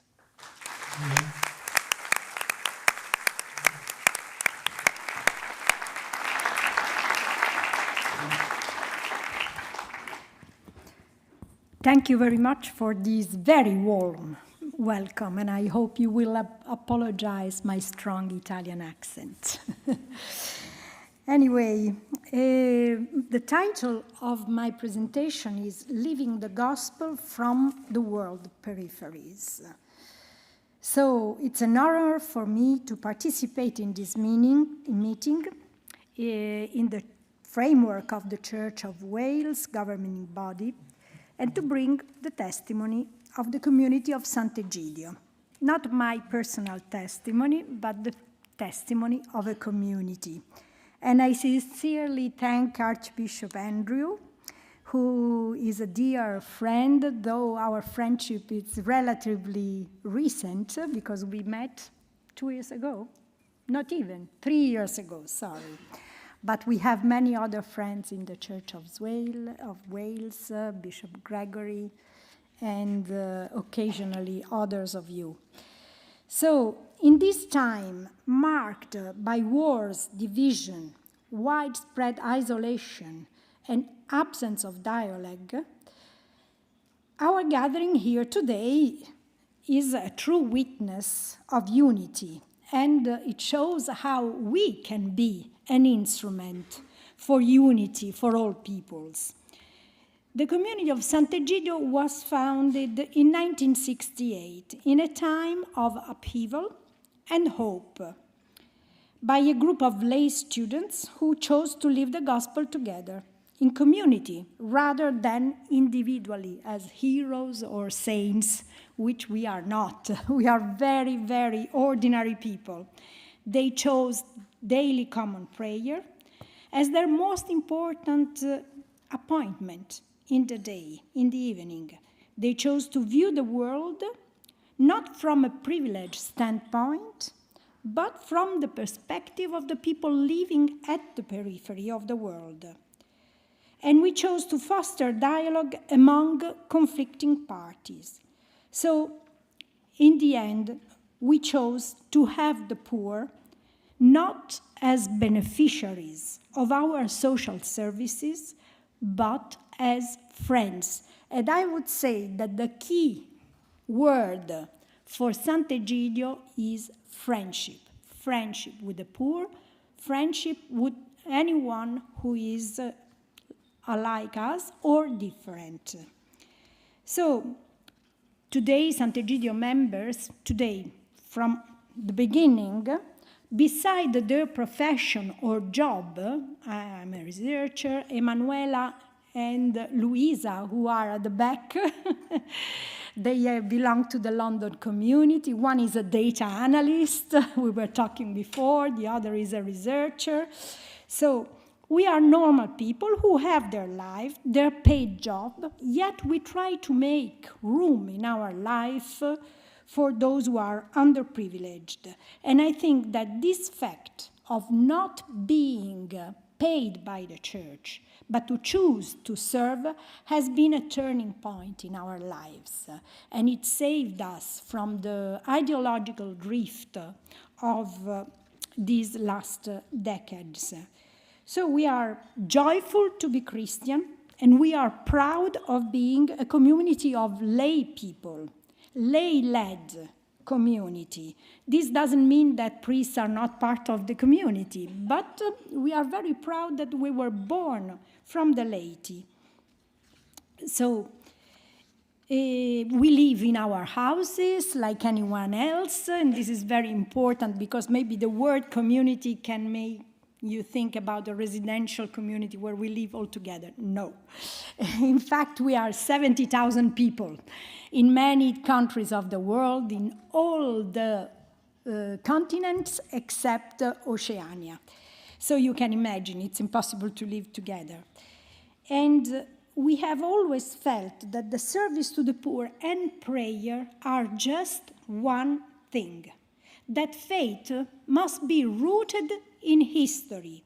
Since the beginning of Sant'Egidio in the shanty town of the big European cities, in Rome, Paris, and so on, up to nowadays in the loneliness of our cities, we follow the example of the Lutheran theologian Karl Barth, who was saying the gospel in one hand and the newspaper in the other hand.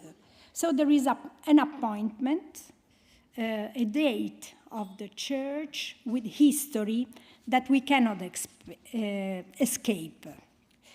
As Pope Francis, whom we remember with sorrow, as a pastor who has given his life to make the world hope again, as Pope Francis described, Sant'Egidio is the community of the 3 P, prayer, peace, and the poor. A perfect synthesis of what we want to live. And it's very nice that he said the same thing to the Archbishop of Canterbury, Justin Welby, when he went to visit the Pope. Say, continue with the 3 P, prayer, peace, and the poor. So the community are united in this effort to live the 3 P. And this means that our approach to history has not to be only managerial, would you say? Managerial. But it's the deep sympathy and humanity for the people of our times. People who are a bit in a difficult position today. Jesus says the poor will always be with you. So we are called to stop alongside the half-dead men of our time, to be companions on the journey with the poor, seeking justice for them and assisting them with their needs. And I think about three major challenges in our Western societies: the migrants and refugees. I'm not sure if Wales is very much touched by the reality of migration. I'm not sure. I didn't study enough. But certainly Europe is.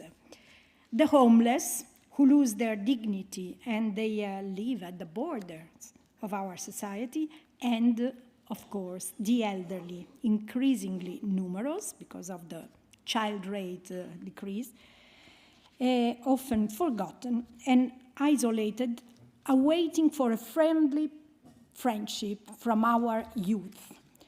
So homelessness, I read in preparing this speech is a growing problem in Wales. In 23 and 24, there are 13,500 households in Wales are assessed as homeless. So with an increase of 8%, which is makes us reflect. And homelessness is associated with mental health. And mental health is associated with loneliness, surely. I was very struck that in the UK you have a ministry for loneliness. I don't know if it's still working or not, but it's certainly meaningful of the reality of our Western countries. And poverty is the people who risk to live in persistent poverty are 12%. And these figures rise to 16% when we speak about children, who are our future. So we can imagine that our future will be marked by an increasing poverty of children who will become poor adults. So Archbishop Andrew this morning said something that struck me. Compassion is in the DNA of Christians, and it's true. It's really true. But I would like to add something else, that there is a spiritual foundation, a gospel foundation to the relationship with the poor, what we might call the sacrament of the poor, as we read in Matthew 25. I am the poor. So it's not an option to serve the poor, to meet the poor. It's in the Christian DNA itself. Prayer and liturgy draw our attention, care, and passion directly to the poor. So they are always close to us in London, in Wales, in Rome, and I would like to quote an example. Our community in London just celebrated their 10th year of what they call Our Cup of Tea.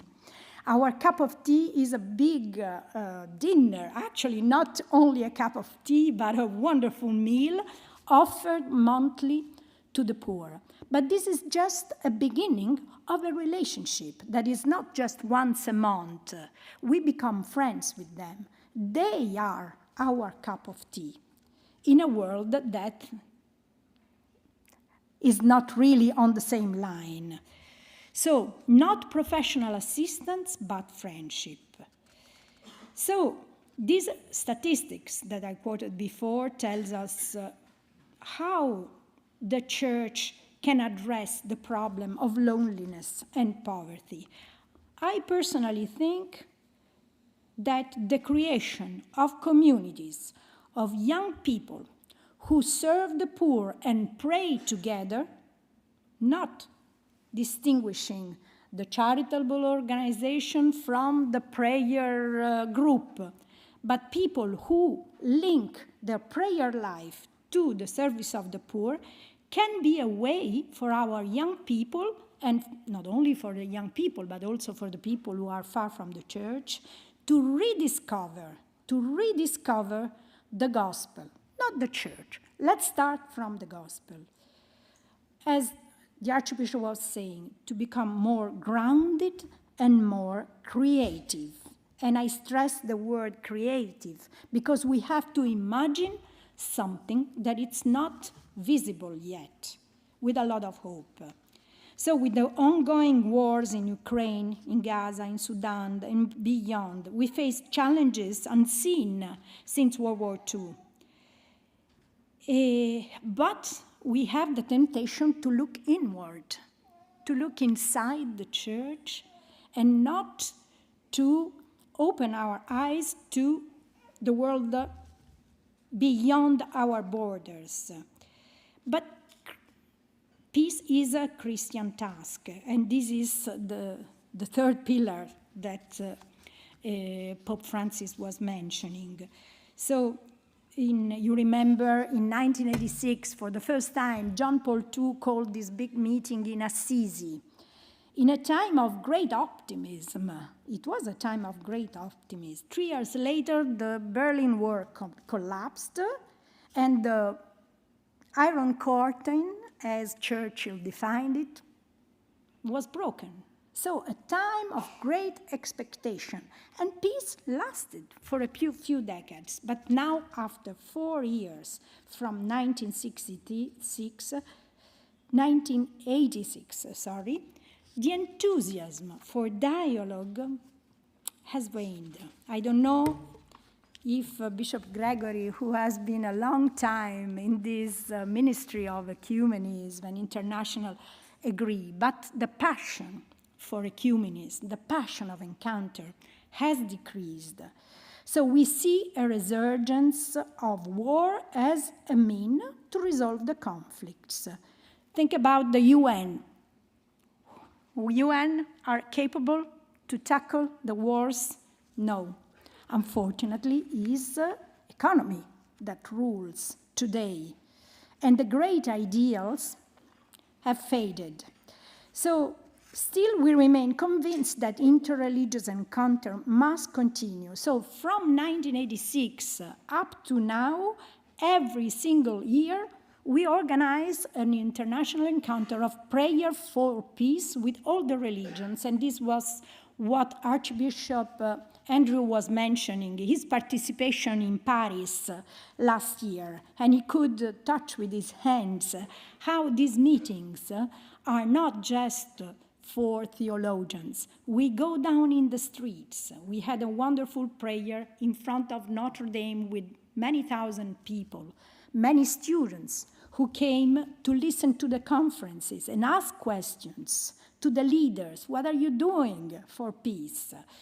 So, and I cannot forget how from these peace initiatives, who might seem naive in our world, many concrete actions for peace were taken. Think about the peace in Mozambique that was signed under the auspices of Sant'Egidio in 1992.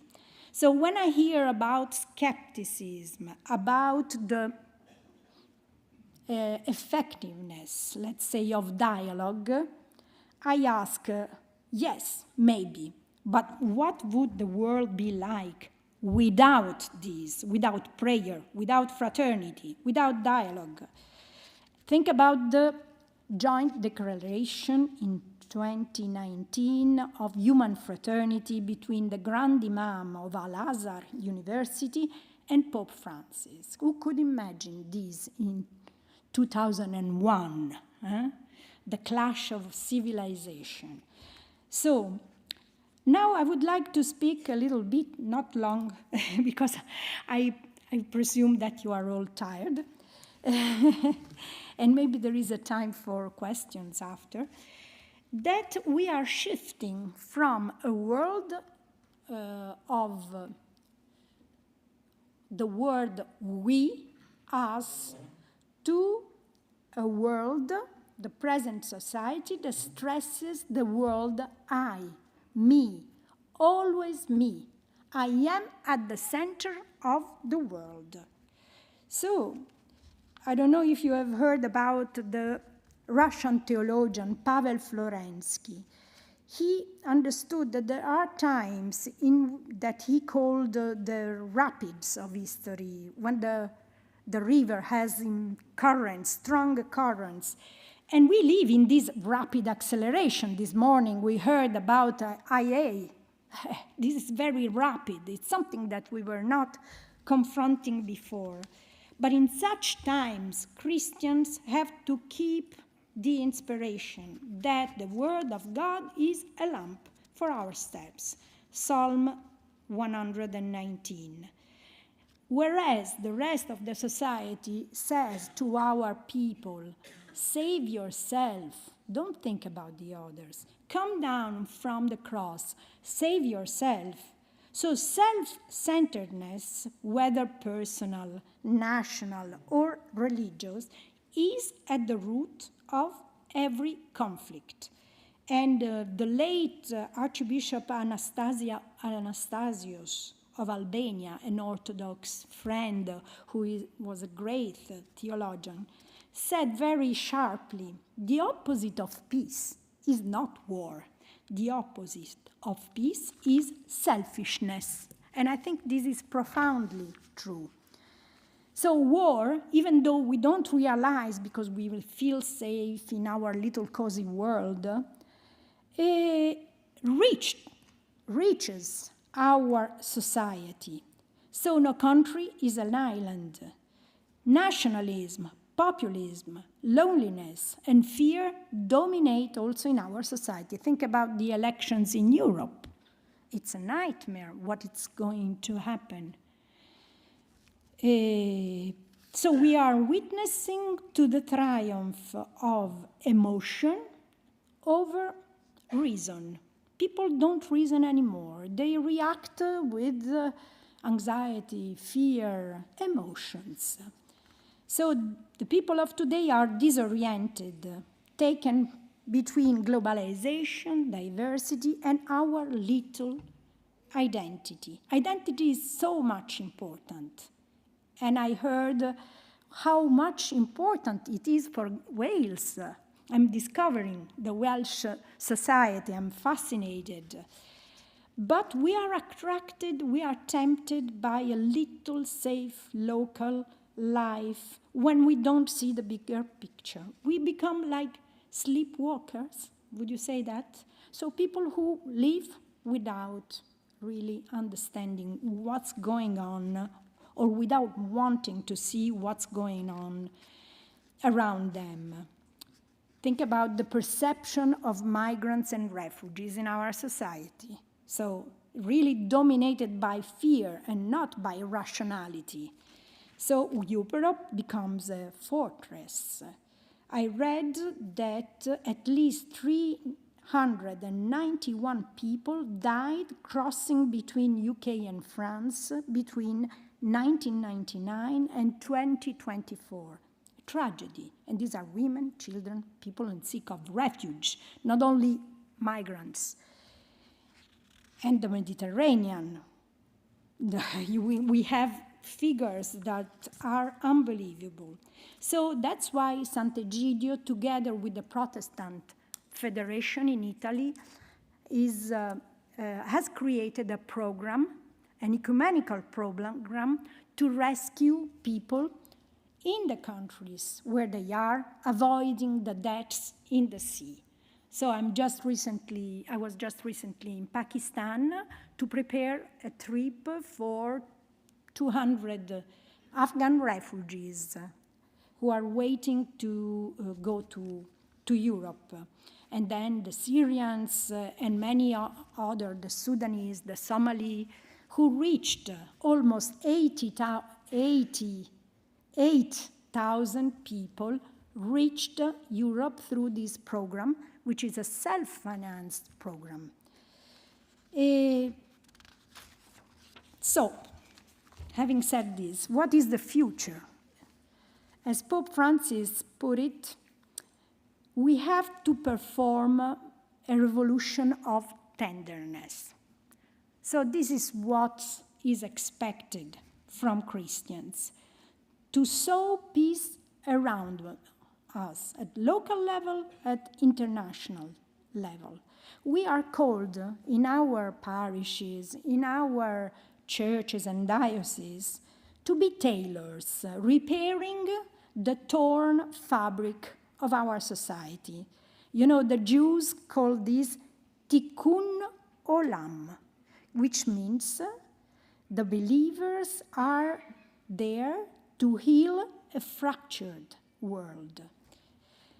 So our society is inhospitable, but it needs the humanity of the gospel. And change begins with us being close to the marginalized. Hope can prevail because Jesus walks in the streets with us. Persistent prayer can move the mountains, and history, hopefully, ultimately, is full of surprises. So there's still hope. I conclude with a quote from Rabbi Jonathan Sacks, a brilliant observer of our contemporary society. In his book, Morality, Sacks writes about a cultural climate change. From we to I don't know if it's right, from we to I or from us to me. Anyway, you understand what I mean.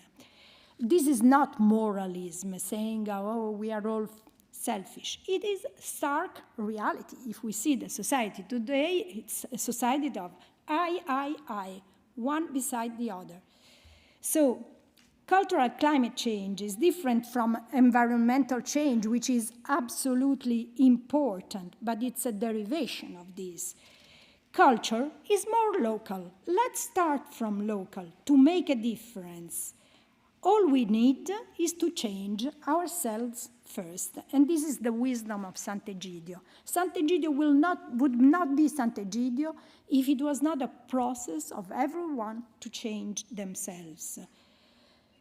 Give, say Jonathan Sacks, volunteer, listen, be generous. This is already a big program.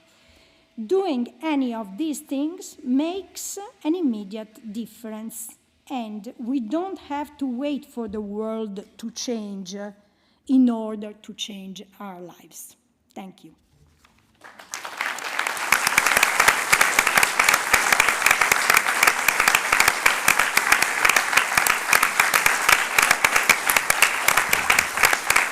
Thank you very much. I believe you have to go on with the program now. Yes, okay. Thank you so much for such a reflective, inspirational and profound address, which hits our hearts so deeply. Thank you so much. I can now open the floor for those members of governing body who wish to ask a question of Dr. Attias or to make a comment. And there are also Emanuela and Luisa from the London community for any one of you who in the future would like to make contact. We will give you our address in London.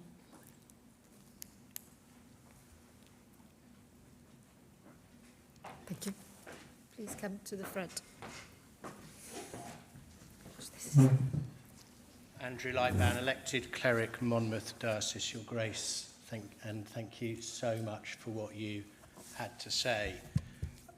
In Newport, where I serve, we have the highest levels of homelessness in the country by a very significant difference on any ratio analysis. We currently have 1,359 homeless households, 500 homeless children, 38 rough sleepers, 198 people trapped in the sex trade. Then we have our asylum seekers, refugees, and others that just can't be brought into any statistical analysis, because the counting is only as good as the data you can collect. So it is by definition, I think, a significant underestimate. It's a disgrace. It's a theological disgrace, it's a spiritual disgrace, and it's a challenge to the churches.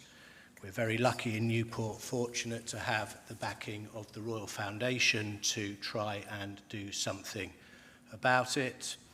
We have wonderful churches working to make this better. We've got some funding for a Royal Foundation project to try and look at upstream solutions to stop families and young people, especially tripping into homelessness. We've also got discrimination and hate and evil on our streets. We've got exploitation through drugs. We've got the homeless in our shop windows being treated in a way that no human being should ever, ever, ever be treated. And it's a privilege to serve in that context. I believe it's a calling to serve in that context. And I think the challenge is always to befriend in that context. These people very frequently have a deficit of friendship, a deficit of love. And that's often been systemic, it's often been lifelong. And it's getting worse. Go into any primary school, and I would hesitate to suggest how much of the day is given to tackling social problems as opposed to running lessons. Archbishop Andrew said we have to be grounded. Well, that's our grounded reality in Newport. We've spoken about ecumenism. The Church in Wales cannot possibly do anything by itself. It just cannot. Ecumenism must mean befriending others of goodwill and searching for the goodwill of the whole, I believe. So, I want to thank you for what you said. Thank you for reminding us that we're a church that must go to the margins, reminding us that Jesus calls us to friendship. Jesus does not call us to patronize or judge how others arrived in the situation they have arrived in. Our faith demands us to stand in solidarity, using whatever resources we have to bear, and to take risks, and to get some muck under our fingernails, some divine muck, to do what I like to call the dirty work of holiness. And I just believe that by doing all of this, we can be pastorally sensitive, and we can be a prophetic witness and challenge to a world that sometimes seems to be going bonkers, to my mind. We have to risk being a fragile church. We have to risk being laughed at by others for being people who may be naive, as you put it. Well, I'd prefer for us to be a naive fools for Christ than to be erudite people pumping out nothing other than hot air. I would love to find ways to prayerfully work with organisations and communities such as yours, because I have this old-fashioned view that prayer does make a difference, and that if we're rooted in prayer, we might well be rooted from prayer to do something, to make a difference. I also feel in a city like mine there has to be an interfaith response, because we have a large and significant interfaith population. It is a complex problem, but perhaps we need to make it less complex by committing to prayer, to committing to friendship, to committing to getting some muck under our fingernails and allowing ourselves to be changed by the people we encounter as you so demonstrably have. So thank you.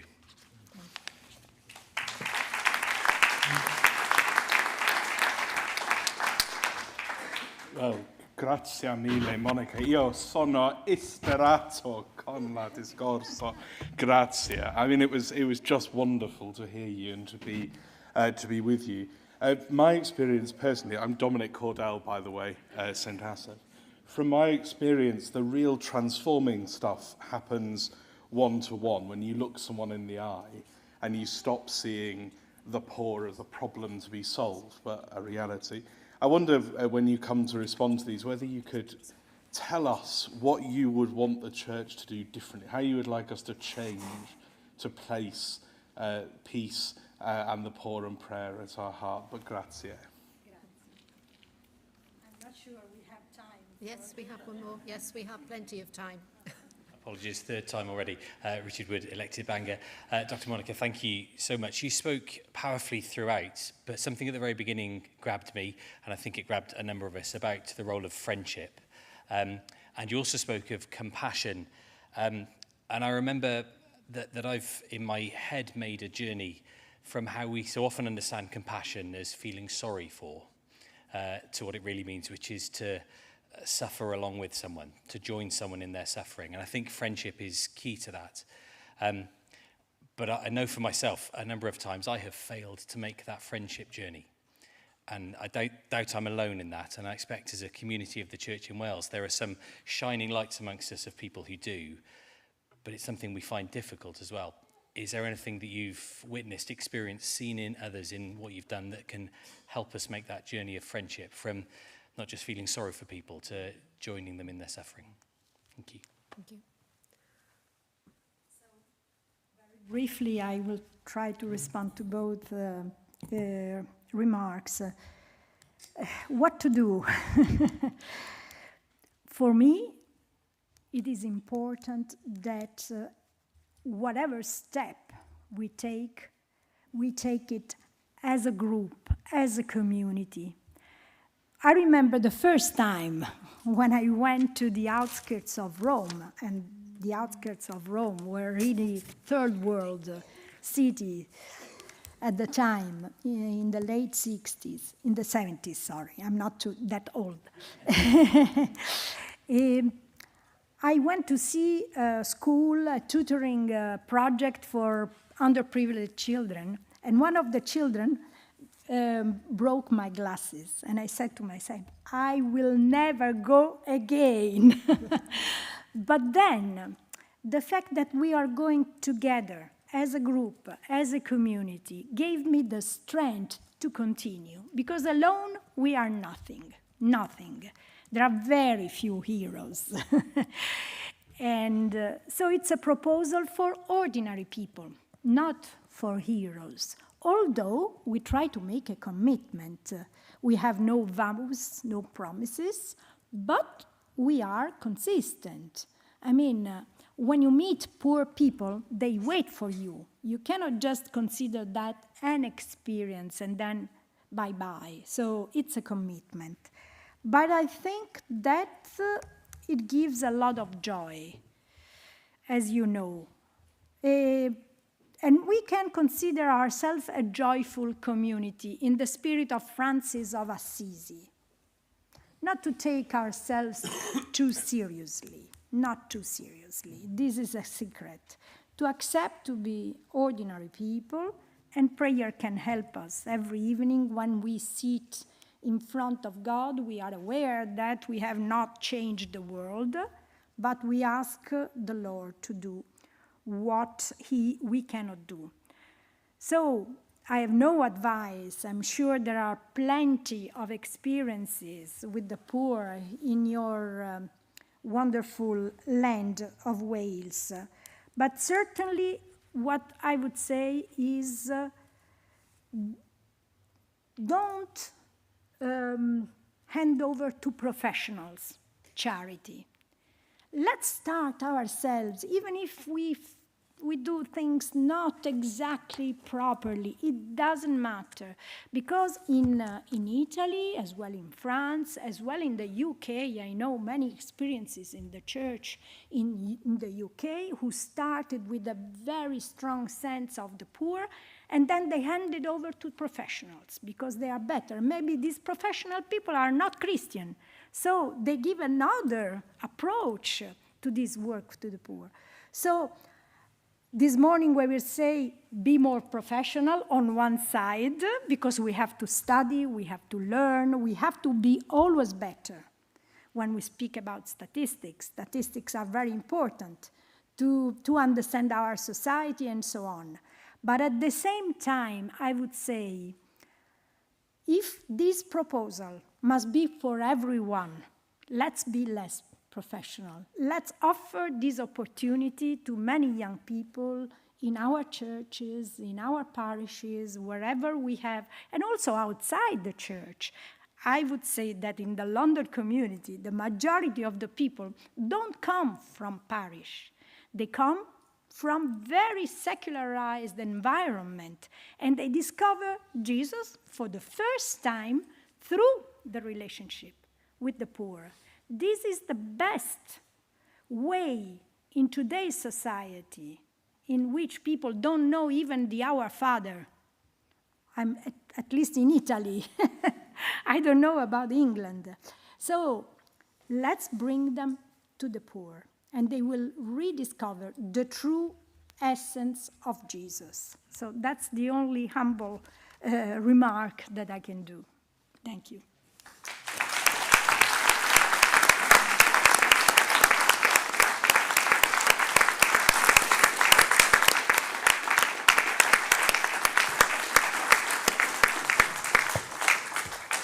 Thank you so much, Dr. Atias. I'm just going to give the floor to His Grace the Archbishop.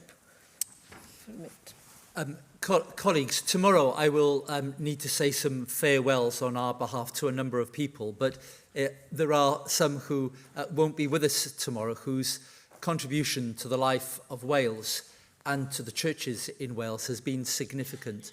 And one of them is standing at the very back of this hall, Mr. Gethin Rhys. In fact, this evening at midnight, I think, he will cease to be the policy officer for Cytun, a role that he's held for 10 years. It's a mark of his commitment that he's choosing to be with us in the governing body of the Church in Wales on his last day. Gethin, I'm so grateful to you for what you've done in several respects. Your extraordinary capacity for detail has meant that we have been so very well served, and that was never more evident than when we needed to negotiate with the Welsh Government the rules and regulations around our gathering, particularly in the COVID period. Your scoping of that work helped us to be safe and to keep us on course. But you've also negotiated so well on behalf of all of the churches with the Welsh Government and have been a constant presence and interface between us and them. You've been studious and committed, and we've benefited so greatly from your work. We are profoundly grateful to you for all that you've done for us. And can we, governing body, show our thanks for Gethin?